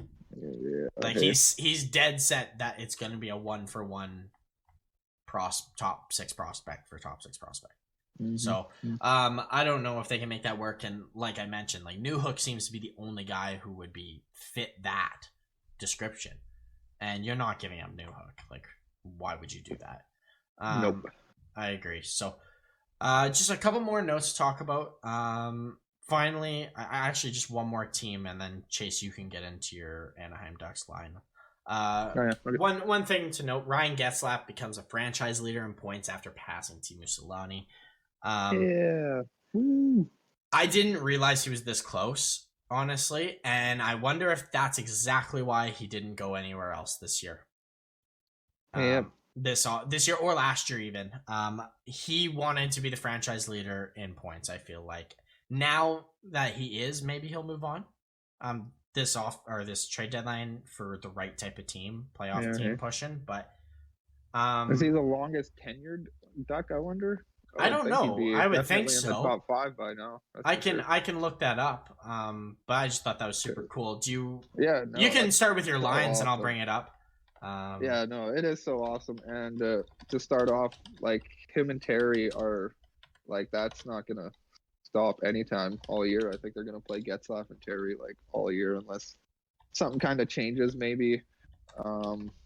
Obviously, like one thing I'm noticing with this Anaheim team is they love just swapping lines around. They're really just doing whatever they can to make it work and make something happen on the ice. So kick it into the first line. To cut you off really quick, sorry. Ryan Getzlaf has played the most games by a lot. He has 1,110.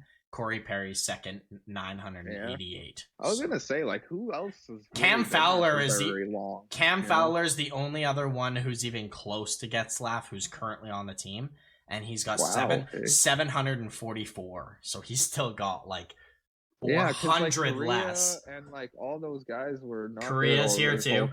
Korea's 600. Timu's third with 966 games. So.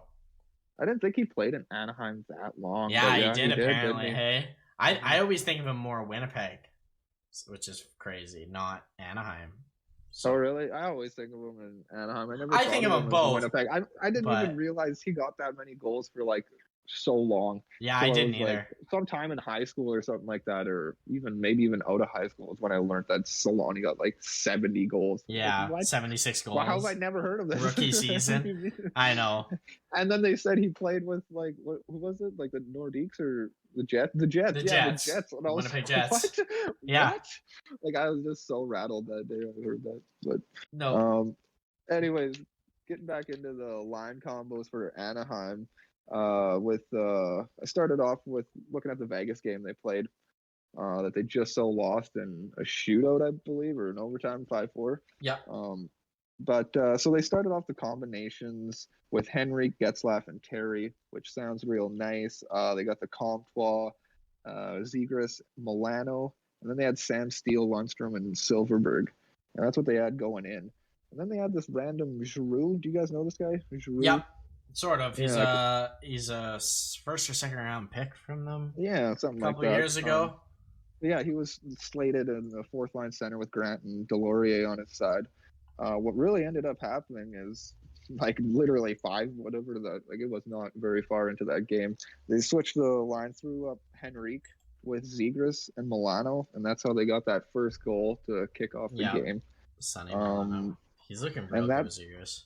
Yeah, he actually is. They had him on the top power play unit with Getzlaf, Zegras, Drysdale, and Lindholm. They actually had on that line for a little bit. They found a place for him because I always have some of these guys, like they seem like just the same players to me. And Sonny Milano is one of them with like a Danton Heinen, and like these guys are like the exact same guys pretty much. Who are like they could be good, but they're 25 and they haven't yet. Yeah, like they'll just 3 points one game and this and that. Yeah, a flashy goal of some sort. Like yeah, exactly. Hey, but yeah, I want to say Milano has like a super nice goal. I'm pretty sure. I remember one back, a breakaway like through the legs or some bullshit like that. Yeah, something awesome. But yeah, so he's got 4 points in 5 games, Sonny Milano, by the way. Yeah, and they've been keeping him up there with Zegras and Henrique, like ever since they put Henrique with Zegras there. Like I said, with Getzlaf and Terry, like I don't think that's changing. Getzlaf and Terry, Zegras and Henrique, that's gonna be like that for a while, especially after how the last 2 games kind of played out. Yeah. how they switched it up is they threw that Giroux on the first line with Getzlaf and Terry, which was pretty unreal. Like just throwing this random Giroux guy. He's a second round pick yeah. in 2018. Him and this random D-man Benoit and Kevin Shattenkirk were all +2 in this game. And like this Benoit and Giroux were a big reason why they were anything in that Vegas game. It was never heard of this Benoit guy. He is he's undrafted actually. Oh really? Yeah, wow. So nobody actually knows really who this kid is until now. Yeah, just unreal. Old Trusty Terry, just call him Trusty Terry because I love Terry. Minutes versus Vegas. Like this guy is a legit NHLer. He looks poised and ready to just attack and win. Like he's good. He's going out there. It's awesome. Is fantastic. Like I think he's gonna be one of those guys that you're gonna talk about with this team after you bring up their top guys being Zegras, McTavish, and probably Comtois, I guess you could throw in there if he starts playing better than he's been playing right now. Once he gets back to playing. Yeah, exactly. They kind of just swap him around. Yeah, like he was on with Zegras, they dropped him down. He was playing with Getzlaf a little bit, and then he played down with Lundstrom, and then he played on the fourth line. Like they just didn't know what to do with him this game against Vegas. He's played 9 games, has 0 points right now, as a -8. And he had 33 points in 55 games last year. Yeah. Like, he's really struggling right now, Max Comtois. Yeah, they're trying to figure out something on the left wing here with those guys. That's why I said, like, all of a sudden Giroux was up there. Yeah. And the other guy that you would assume would be on that left wing that could be in there is, like, Sam Steele. And where is he? Well, he got -3 that game. Man, played 6 minutes, dude. 6 minutes, and it was -3. That's like, bad. What a terrible game to play. Hey, like I don't know, man. I think he didn't play the next game against Montreal. Yeah, I look at Sam Steele and I don't know if he's ever gonna do it anymore. I think I'm ready. This season is my do or die with him. If he doesn't get his head out of his ass, I give up on him personally. Yeah, that's just like Sam Steele. It's been so many years of him. Like he's in the team, but he's just not doing it. He's also he might be a Milano or a Heinen like that. Yeah, you know? Like just he's in there too. Some weeks or something, he'll just blow up and look awesome. But a late pick in the first round or something. Well, I guess Sonny Milano was more of a middle pick. We've learned, you have to do drugs to be a consistent player in the NHL. So maybe he's just a straight shooter. But last thing to note on the Vegas Anaheim game was to tie the game up, they tossed out Henrique, Zegras, and Silverberg is who they tossed out there, which instantly created a goal. So just weird. Who is that coach? Sorry, I'm trying to Eakins.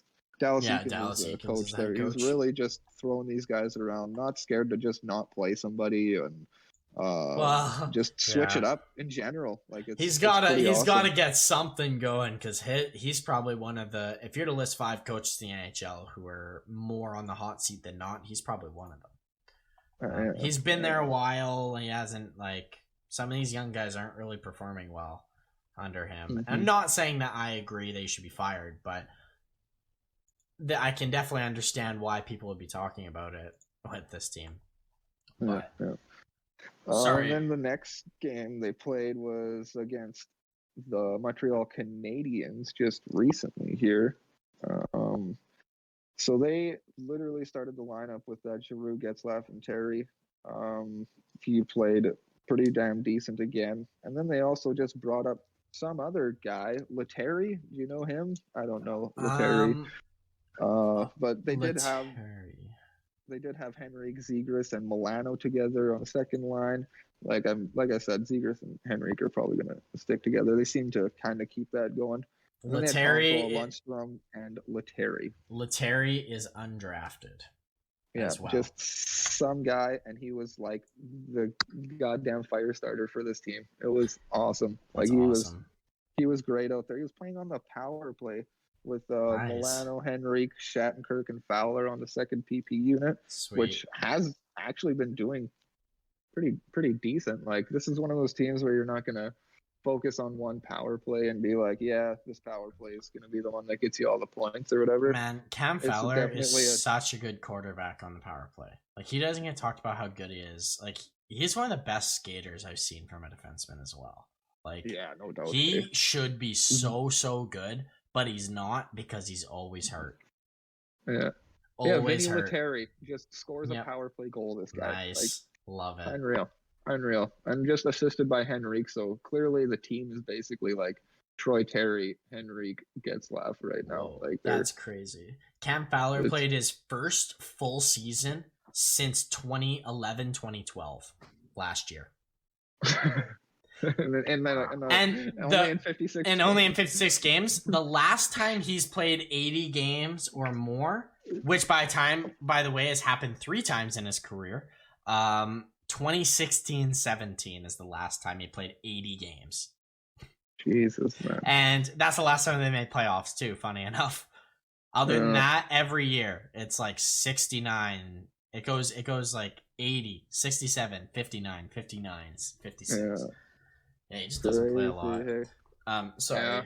No, like he got 2 assists in this game. Like, he's good. I love him. He's really been playing good. That's really about all I got. Like, their first power play unit that they have is Getzlaf. They're trying to get Comtois in there. They keep swapping him out a little bit, but they don't know what to do. He's a good net front guy. They're trying to bite the bullet as much as possible with the whole no production thing. He needs to get some goals. So. But yeah, when you got Getzlaf, Terry, Zegras, and Drysdale, like they can definitely get some stuff done. It's really fun to watch. Drysdale's awesome. I really don't hate my pick for him to be Calder. I don't think he's gonna win, unfortunately. 3 points in 10 games, minus 12. But I do like him. He's looking good offensively, at least for this team. Yeah. One thing I'd like to see them do is put Henrique with Getzlaf and Terry and Drysdale, because like I said, Henrique's been just dynamite this year, man. He's like been good. Everything that goes down in these games, like anything that's really happening for Anaheim, like Adam Henrique is involved with it. It's really something to watch. When has Adam Henrique though been a bad player? That's a good point. I genuinely can't recall a time where you're like, this guy's a liability for us. Yeah, he has 9 points in 10 games. How are you doing? No, like he's a consistent. He's got 40 points every year he's played, pretty much. Damn near. Like if he's played at least up to like 70 games, he gets like 40 points every year. I swear. Like, he's good. I love Henrique. He's like the most consistent center in the NHL. Yeah, like no doubt. Contract maybe New Jersey and Anaheim. That's where it was forever. Wow, he was their second or third line center in New Jersey, behind Zajac. So yeah, man, like his money's getting paid right now. Maybe isn't the greatest, but you're a team that has how much in cap space? $10 million. You can afford to pay someone almost 6. So it's not too bad. Yeah, he's been dynamite. Love it. I love this team. Man, just looking at this Vinny Lettieri guy, like he's pretty good. Like point per game in the AHL in 2021, 22 games, 26 points. Sweet. And 2 goals in 3 games this year. And first game this year with the Ducks and pots of power play goal. Like, yeah, he's kind of been around. He's played like 52 games now in the NHL. Shit, that's pretty cool. I've never heard of him. Never. Yeah, I feel like I may have seen him out like on Cap Friendly here, but like I don't know if I've ever actually like seen him play. Yeah, no doubt, man, no doubt. But yeah, no, that's basically all I got for some line combos for Anaheim. Just actually a real interesting team to follow. Like once I was watching the Vegas game, and then I started noticing, I was like, I went back and I started watching it even more thoroughly, and I was like, man, holy shit, these guys are just.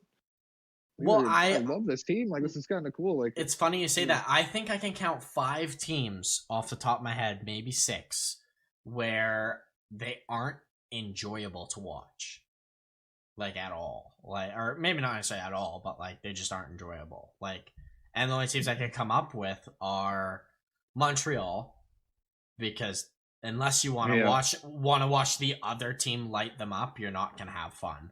The Islanders in Dallas because nobody scores. Yeah.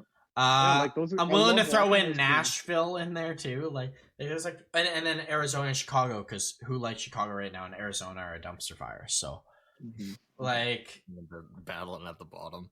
Yeah, exactly. So like, there's literally 6 teams in the league that you don't want to watch. Like, I think I've watched Buffalo like the 3rd most out of any team in the league this year. Like, they're actually enjoyable to watch. And same with Anaheim. I've watched like 3 or 4 games of Anaheim already. So I know what you mean. There's a lot of exciting teams. Lots and lots of exciting teams. But now we're getting a little long on the podcast, so let's do what we did last episode with the Eastern Conference, just our quick 10 seconds rundown of the Metro and the Atlantic of each team. So again, I'll just throw it out there. Chase, you start, Jordan, then myself, because it seemed to work pretty good last time. So I'll just kick her off right away with Carolina Hurricanes. Again, already talked about them a little bit, but Chase, do you want to reiterate what we had said in like 10 seconds or less? Oh yeah, Freddie, steady Freddie, buddy, love it. Going for the Vezina, steady Freddie. He's on good pace for it so far. Jordan, looking like number 1.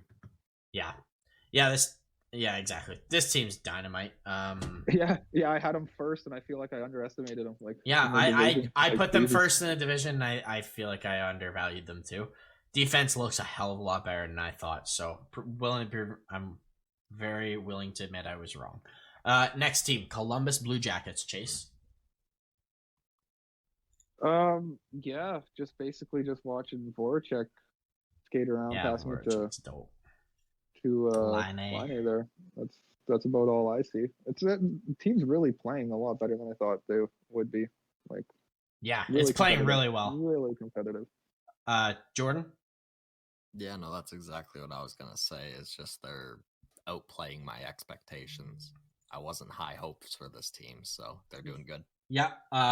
For me, 2 rookies I want to point out who are just awesome right now: Cole Sillinger and Jagor Chinikov. You're awesome. Still there, eh? They're still playing. They're playing so good right now. Sillinger, he has 3 points in 8 games, but he's a +1 on this Columbus team, who's not necessarily and he looks so good. I remember when we were doing their draft thing, and I remember looking at him at the start, and I was like, this guy's gonna be just garbage, probably not even gonna play or whatever. And then I looked at him again, and because I didn't want to just take one first look at him or whatever. Hey, right. Looked at him again. I'm like, oh my, no, this guy's actually not bad. And he's so people good. started comparing him to like a Matthews type or whatever, and I'm like, I'm actually kind of on board with that. Holy shit! Less goal scoring, obviously. This is cool as shit, man. He's 18, and he was 12th overall. I think he was 12th overall, which is unbelievable. Here, I can bring that up actually right this second. 12th overall. Yeah. Another, actually 11th overall, like his father, I believe, because that fucking 12th pick is not a 12th pick. Okay. Yeah, technically it's the 11th because Zona gave up forfeit a pick. That's right. Pick technically the exact same spot. Nice. That's his pop. Next, let's move on from Jackets. Devils. Chase. New Jersey. They're playing a lot better without Hughes than I thought they would. Yes. Like I can vouch that it's a good team. Like they have so many random guys, so many random. They're a little bit like Montreal, but they know what their roles are a little better. Where they just have abundance of winger. Jordan. I mean, Dougie Hamilton is just having another season like last. No doubt. Maybe not quite as good as last, because last I'd say he was Norris level if he played all year. I guess he did play all year, but like but he's playing really good. Actually, never mind. He got 6 points in 7 games. I'm willing to say that. Points wise, he's doing better. So I can't argue that whatsoever. New Jersey for myself, exactly what Chase said. Thought they'd be way worse without Jack Hughes. Looks pretty good. Doesn't matter when you got Dawson Mercer instead of him. Dawson Mercer and Ryan Graves are awesome for this team. Ryan Graves has helped this team defensively, tremendous. And Dawson Mercer might win Rookie of the Year. Dude, he's playing second line with Andreas Janssen and Jesper Bratt. Like, no, but not Tatar. He doesn't have like a veteran beside him or anything. No, just him and Jesper Bratt and Andreas Janssen. Like, Jansson's your veteran on this. Isn't he like 26? No, what's crazy? Yeah, Janssen, 26. Yeah. Know what's crazy with Dawson Mercer? He was the player I was by far most scared of with Pittsburgh. Like, I was watching them, I'm like, if Dawson Mercer is the puck, I'm terrified because they're gonna have a chance to score. Like, he's that good. I think he's. I love his game. How do you not play him though? He plays all year without fail. He changes how your team plays, which is great. And also with Nico Hischier, I've never really like taken a light to actually watch this guy play. He's got some sneaky skill. I like his offensive game actually. I think he's gonna be.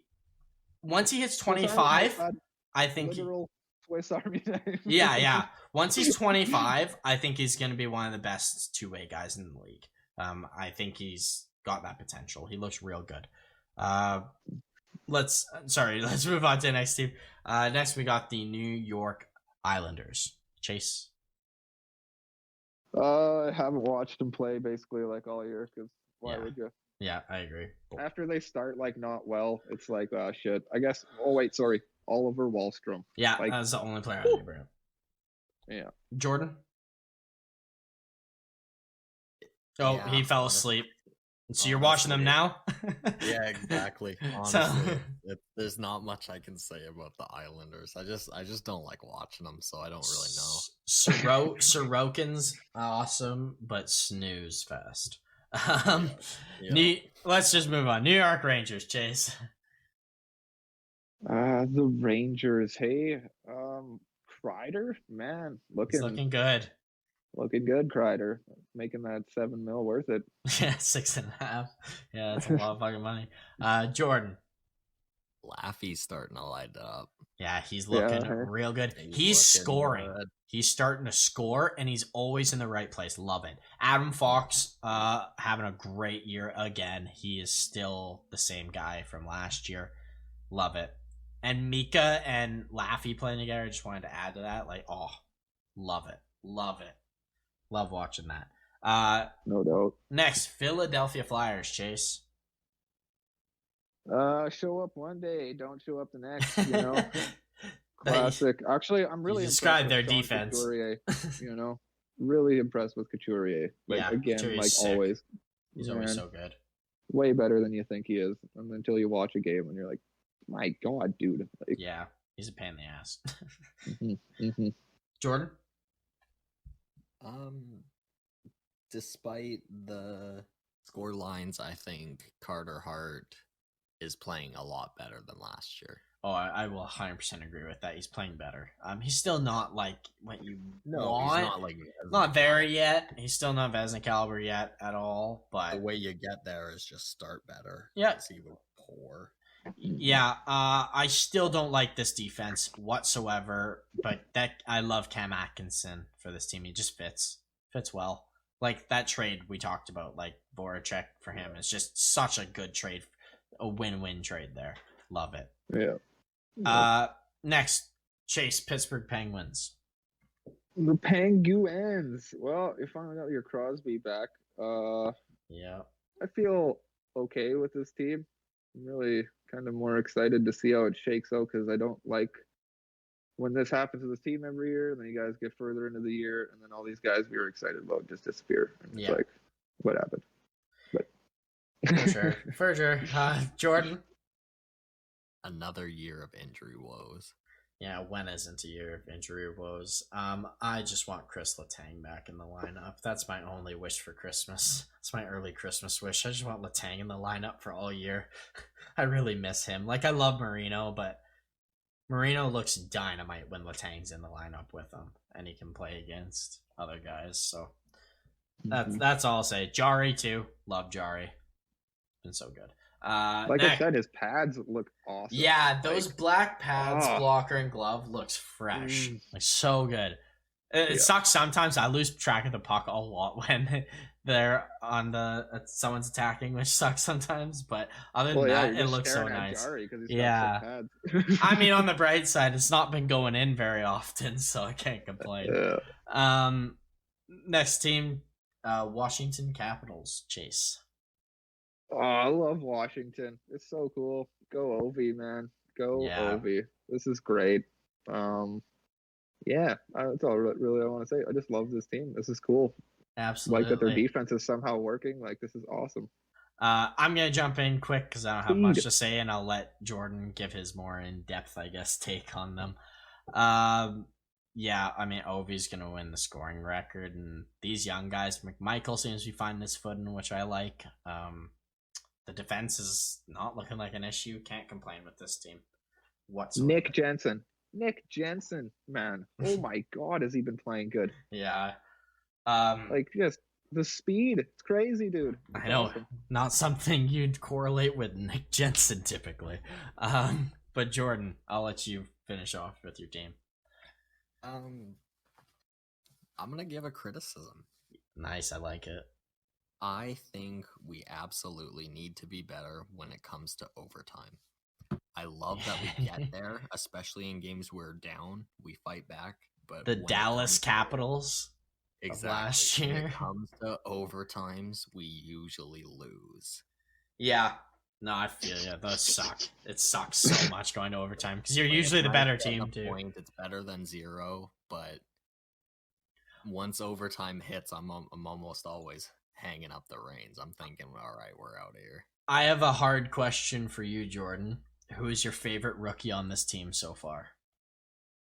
No, that's easy. Hendrix Lapierre. He is your favorite without a doubt. Interesting. Hendrix Lapierre. That's easy. I've been absolutely adoring his play. Fair enough. I get that for sure. I was just asking because McMichael's really looking good right now, and Feverly's looked really good actually. Exactly. No, we've had some good standouts. Both McMichael and Feverly have been great, very consistent, which is not something you usually hear with Capital rookies. Yeah, he's playing with John Carlson. Yeah, pretty exactly. Awesome. Next, move on. Boston Bruins. Chase. Actually, Coyle looks pretty decent. I think this might work. The team probably not going to score as many. Yeah, actually, no. I think it's the same team, just different guys. It's pretty same cool. Team, no Krejci. Yeah. Jordan. I think Charlie McAvoy is looking really exceptional. Yeah, he's looked good. Bergeron needs to play better.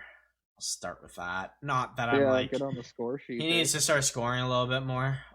Make that best line in hockey the best line in hockey again. I'm not worried that he won't, but it needs to happen. I love Swayman. I think Swayman's the starting goalie for this team in the future. Unfortunately, because I do like Ullmark, and I thought Ullmark was unreal for Buffalo last year and every year since he's played in Buffalo. But not too high on old Swayman anymore. I watched those few games, and I like him. I like him a lot more. Will be good. I think he will be the starting goalie. I think he's going to take it from this year? Not this year, maybe, but before it's halfway through the contract, probably by next year or the year after at least. Yeah, I'd honestly agree. I wouldn't be surprised by any means. Next, Chase, Buffalo Sabres. What do you say other than what we've already said? Yeah, honestly, we've talked a lot about them. Slowly, like, just in love with Dustin, That's just how it is, bud. Always in love with Dustin. Yeah. Jordan? There is a light at the end of the tunnel. Who would have thought? And it's fucking bright right now. Jesus Christ. Yeah. Not a black hole. Indeed. Not a black hole, indeed. The only criticism I'll give is, like, I just make the Eichel trade happen. I'm sick of, like, waiting. Like, just do it. Pull the fucking trigger already. Your team's playing good. This is the best time to do it. Get more assets in. Your team's not going to be upset by it. It's not going to be a distraction. He's not there. Just get it done. But I love this team. Love Bryson. Love Dylan Cousins. This team is looking dope. Moving on, I'm going to skip you for a second, Chase, and throw it to Jordan first. Detroit Red Wings, Jordan.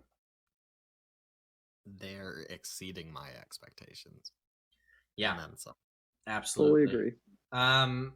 Yeah, I love this team. This is the best bad team I've ever seen in my life, if that makes sense. Like ranking wise, they're not going to be well, but they're going to be in it every game. They're like last year's Ottawa. I'll describe them. Don't play necessarily the exact same, but like how the standings might go, they'll be like Ottawa in my opinion. And then Chase, close it off with what you want to say. Well, 3.22 goals for 11th in the league. I'll take that all day. Yeah. Expected it kind of a little bit was 3.44 goals against. Yeah. Defense has looked a little sus sometimes. Yeah, which I can understand because I think like Danny we've been very in the lineup. Well, yeah, obviously we've been very structured the last couple of years, and I think they're actually letting them go a little nuts because it's like, yeah, just go. It's go time. Like try to make the playoffs. Like that is the idea, to win. So like straight up take chances and do what you can to win. And it's biting us in the ass, but like that's we don't care about defense right now. I want these guys to just get settled in, feel good about themselves, which I'm sure Lucas Raymond and Mo Sider do at 6 and 5 points. Yeah. So leading the rookies in points. So no, I'm just so happy that I got a team to watch this year. Yeah, I feel that. Next, Florida Panthers, Chase. Back to you again. Bob Bobrovsky.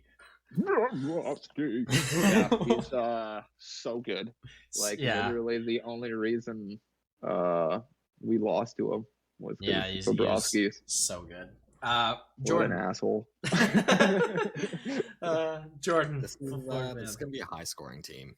Yeah. For sure. I love this team. I couldn't give another team better praise. Score, right? Yeah, everyone scores. 3 lines now. They have like so many guys. Like Carter Verhaeghe is like my favorite player on this team. That isn't the best player. Like he's just so good. No doubt. Sam Bennett's looking dope there. Like Tip, Horny in there. Like, I love this team. Everything about this team maybe could do with a D-man or two, just to shore it up. But other than that, I'm cool. I love it. This team's gonna be dynamite. Moving on to the Montreal Canadiens. Chase.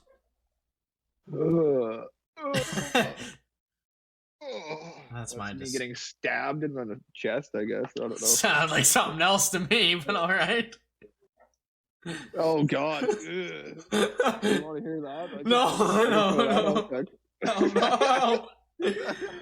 I was wondering what you were doing. I was like, that's not what I would do watching this team, but all right. Yeah, no, just getting stabbed in the chest. Like that is what's happening right now with this team. The life getting sucked out of you. Oh yeah, this is Jordan. What do you have to say? I don't have anything good to say about Montreal right now. Yeah, I'm gonna go by quick and just yikes. Yeah. I worry about them more than like any team in the league actually. Because there's certain people you'll expect to be worse, like AZ and such. So let's just move on from that dumpster fire to the Ottawa Senators, Chase. Philip Gustafsson. Yeah, he's looked so good. So good. Love him. Can't believe they didn't just name him the backup off the start. I know. Screw you guys. Like, screw you. That's what you get. Murray gets hurt, and then you have to play him anyways. So yeah. By the way, funny story about that goaltending tandem. Both of them Pittsburgh draft picks and played in Pittsburgh a bit. Sad face. Anyways, Jordan. Ottawa Senators.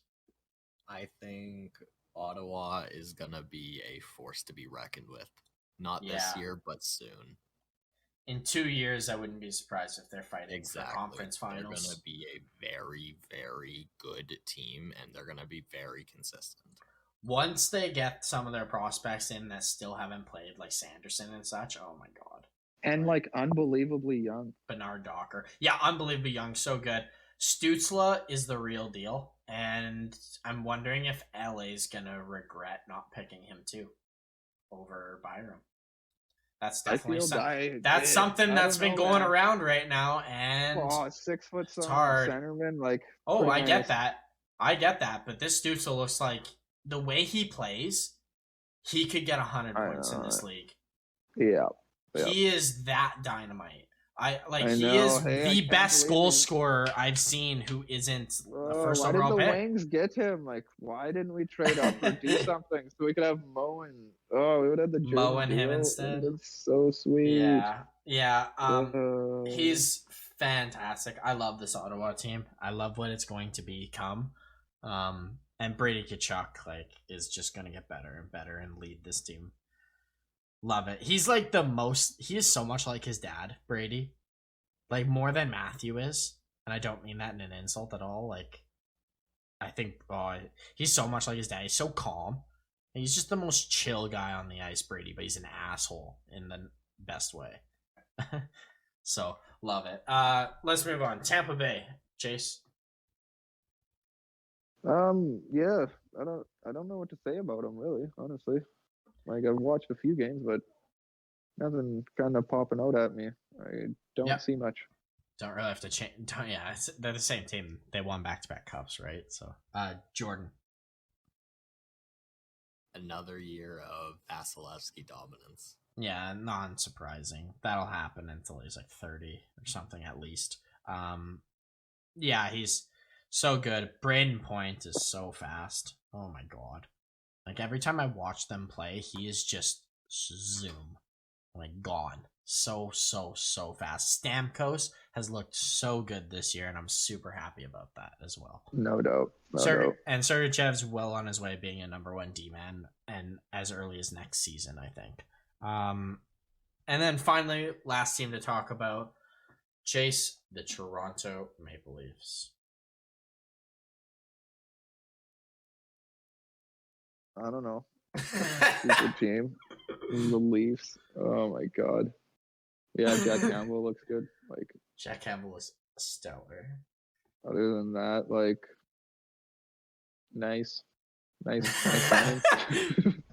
All right. Jordan. I see something's gonna get shaken up in this team soon, because they have to pay Jack Campbell soon. Obviously, all of their money is into their stars. Okay, I want you to elaborate, since this is the last team. Shaken up in where? Are you saying on their roster? A big trade management. In their roster. Roster? Okay. I was just asking because I was going to see if it was... Are you asking about brass, or are you talking about roster? I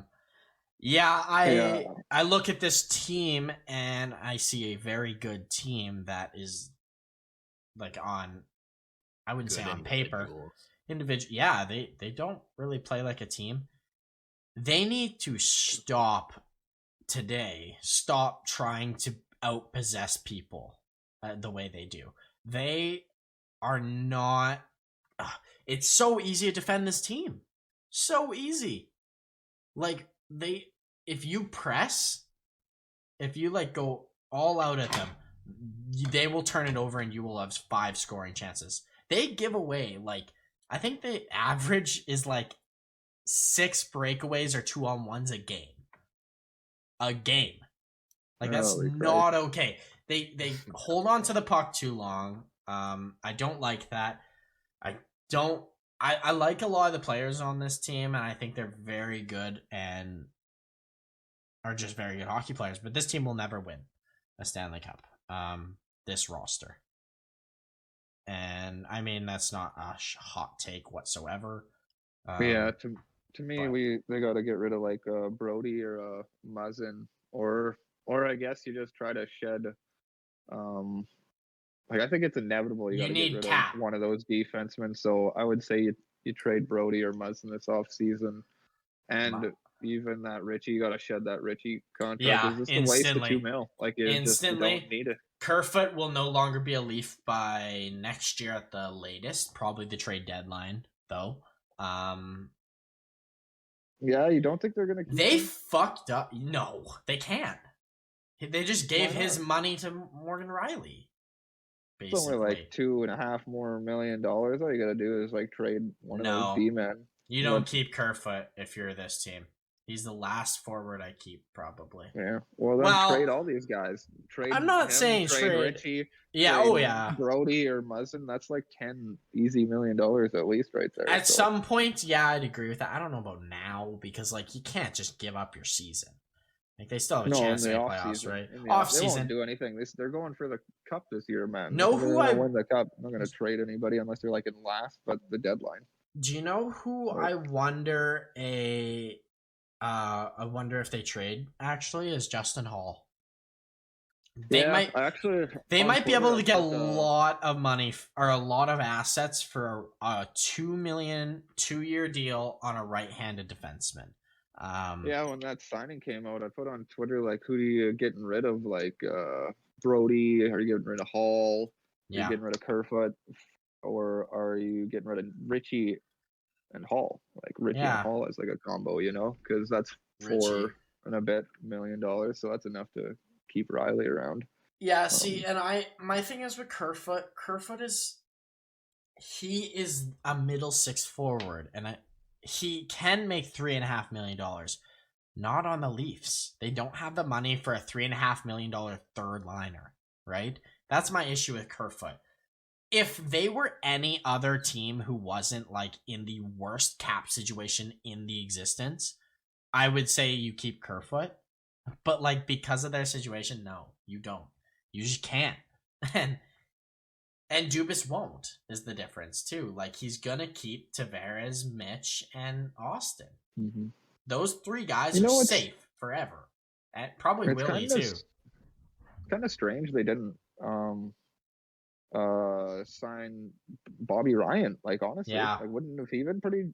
Still can't they? On this team, like why not? Why not? Like, talk about somebody who's actually been around and stuff like that. A leader-ish, he can kind of help these guys out. He can at least play some offensive minutes with these top 2 lines. I'm trying to think. Definitely a leader.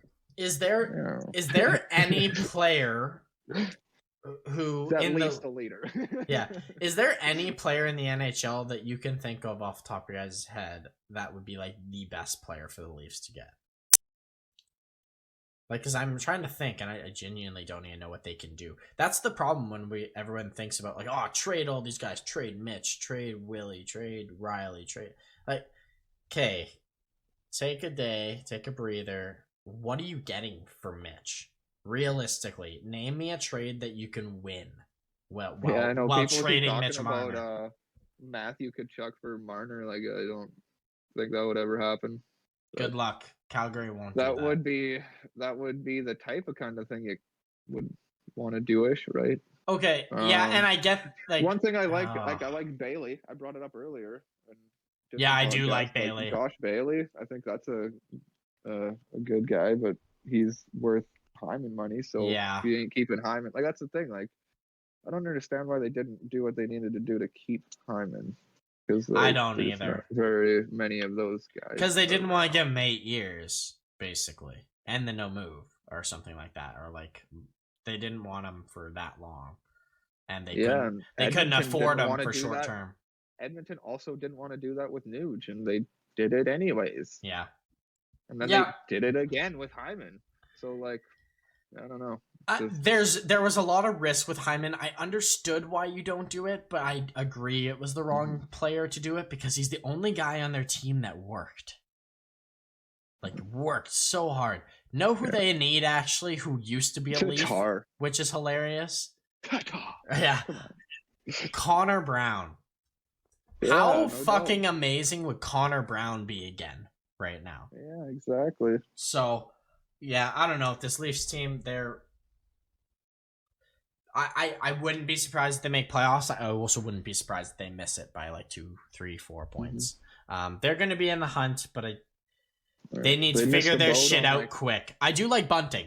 I really like Bunting. He's looked awesome. Little too feisty. He's sometimes too feisty is my issue. Sometimes he's just like not thinking and gets a penalty and he goes, oh, what am I doing there? Like, just don't skate full tilt and absolutely kill this guy in the corner. Just skate, take the puck away, and make a play. Like, sometimes he does that, but if a team needs someone like that, the fucking Leafs do. So yeah, like they got rid of Hyman, and like really all you guys needed was another type of Hyman, and you got it. Like you're and really they got it.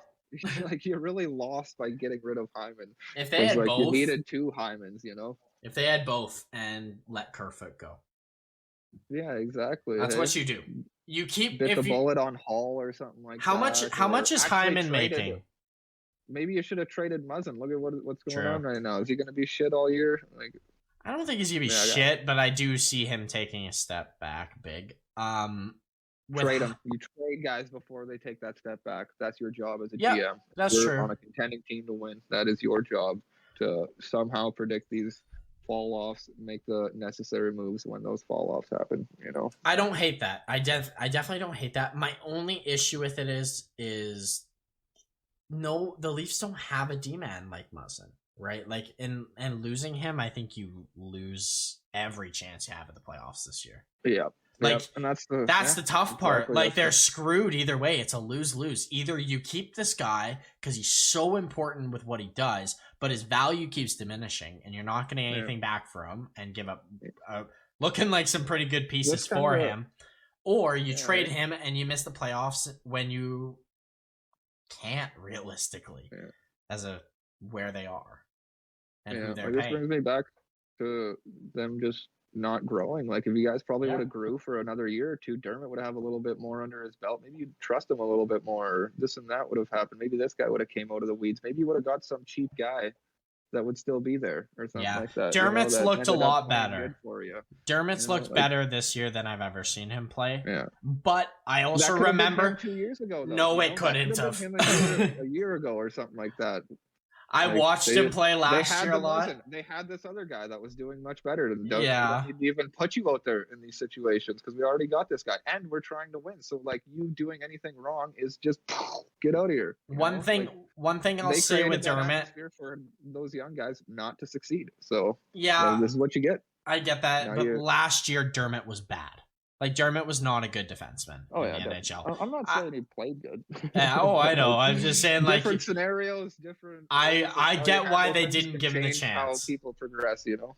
Yeah, I get that. I agree that they should. Because I'm not talking last year. I'm talking like 2 years. How long have they had Muzzin now? A couple years at least, I would say, right? 2 years, 2 or 3 years now. Yeah. So I agree. Like, there's a lot of stuff that could have happened, and just need everyone argues about why they're not a good team. You know, somebody fucking that's just got a little bit of grit, good top 6 player. Like, you don't need anybody outstanding. It just sucks that they all cost like $5 million. And they don't have. If you can't afford it, then how the hell are you going to do this? Like, I don't know. And that's the be all and end all question. Like, what is this team? This team isn't good enough to make damage anywhere. But this team is nowhere near bad enough to justify blowing it up, and they're still young. Like, Marner's 24, guys. Like, I know it seems like he's like 40 by now, the way he's played.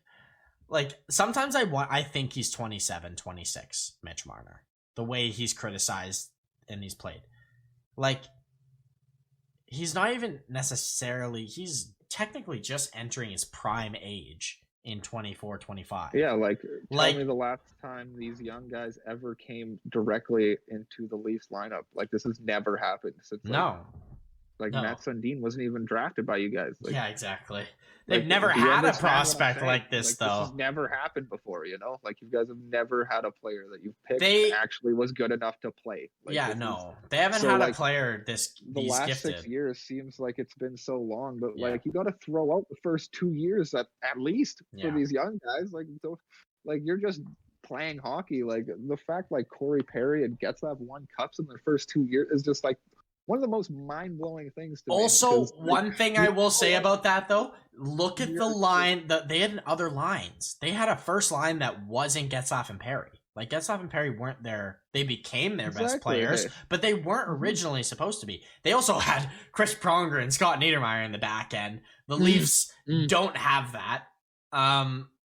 Like, that's also a point to make. Because they literally, for once, gave everything up so they could be shitty. Like, once. Yeah. Like, it's the Canadian market that just kills me. Like, you guys ruin your own chances. Because, yeah. Like, you got to rebuild sometimes. You got to be real shitty 1 year. Like, just get over it. And they were. One year. They were, though. The Leafs, when they drafted Matthews. They actually did do that. Which was good. Did do that, which they never did for 20, 30, 40 years before that. Like, the only issue with this Leafs team I have in bringing it up and building it is when he started paying. Like, Dubas is slowly becoming the next Jim Benning, where he can't sign players to good deals. Like, and everyone would be like, "Oh, well, look at Jason Spezza, takes league min." Jason Spezza's 38 years old. If he's not taking league min, then I'm surprised. Like, Wayne Simmons, like a $900K deal isn't that great, frankly, for Wayne Simmons now. If you look at it, it's not bad. Like, I'm not saying they shouldn't have made that signing, but like these smaller deals that people are like, "Oh, it's so good." Like, Hall worked out. Justin Hall worked out, and he's looked good for $2 million, right? Put it this way: David Kampf where was David Kampf, Chicago, on other teams. He's not bad. I don't hate David Kampf. I'm not saying he's bad. He was playing on the fourth line on these other teams. Oh yeah, that you're supposed to be better than. Yeah, and Chicago. Now he's your third line center, and you're getting Spezza and Simmons playing fourth line, and this is amazing. It's such sick deals. Like, give me a break, guys. Yeah, I agree. He should be your fourth line, Kampf. If Kampf is like your pushing third, fourth line kind of guy, like, that's what you want. Like, there's some guys that they sign, like Kasha. That's a decent deal. Again, it's a 1 year show me because he hasn't played in the NHL for 2 years. Nick Ritchie's looks bad right now. I get it. We're overreacting because it's early, but like, so far, it's. I hated the fact that it was 2 years from the start. So yeah, a 1 year deal would have been good. 1 year at 2.5 isn't I can handle with this team, but yeah, no, sorry, we just went off on like the biggest Leafs tangent there, but like, this team, lots and lots and lots of issues I have with it. Do you guys have anything else to say for the podcast? I should probably close this out. We've been just talking and ranting about everything. So, Jordan, you got anything else to say before I close this out? No. All right. Thank you all for listening. I'm sorry this took so long. Go follow our social medias on Twitter, Instagram, and our YouTube page at The Couch on Ice.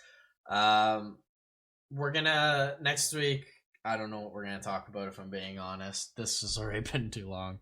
Let's just end it while we are here. So catch us next week. We'll see you guys then.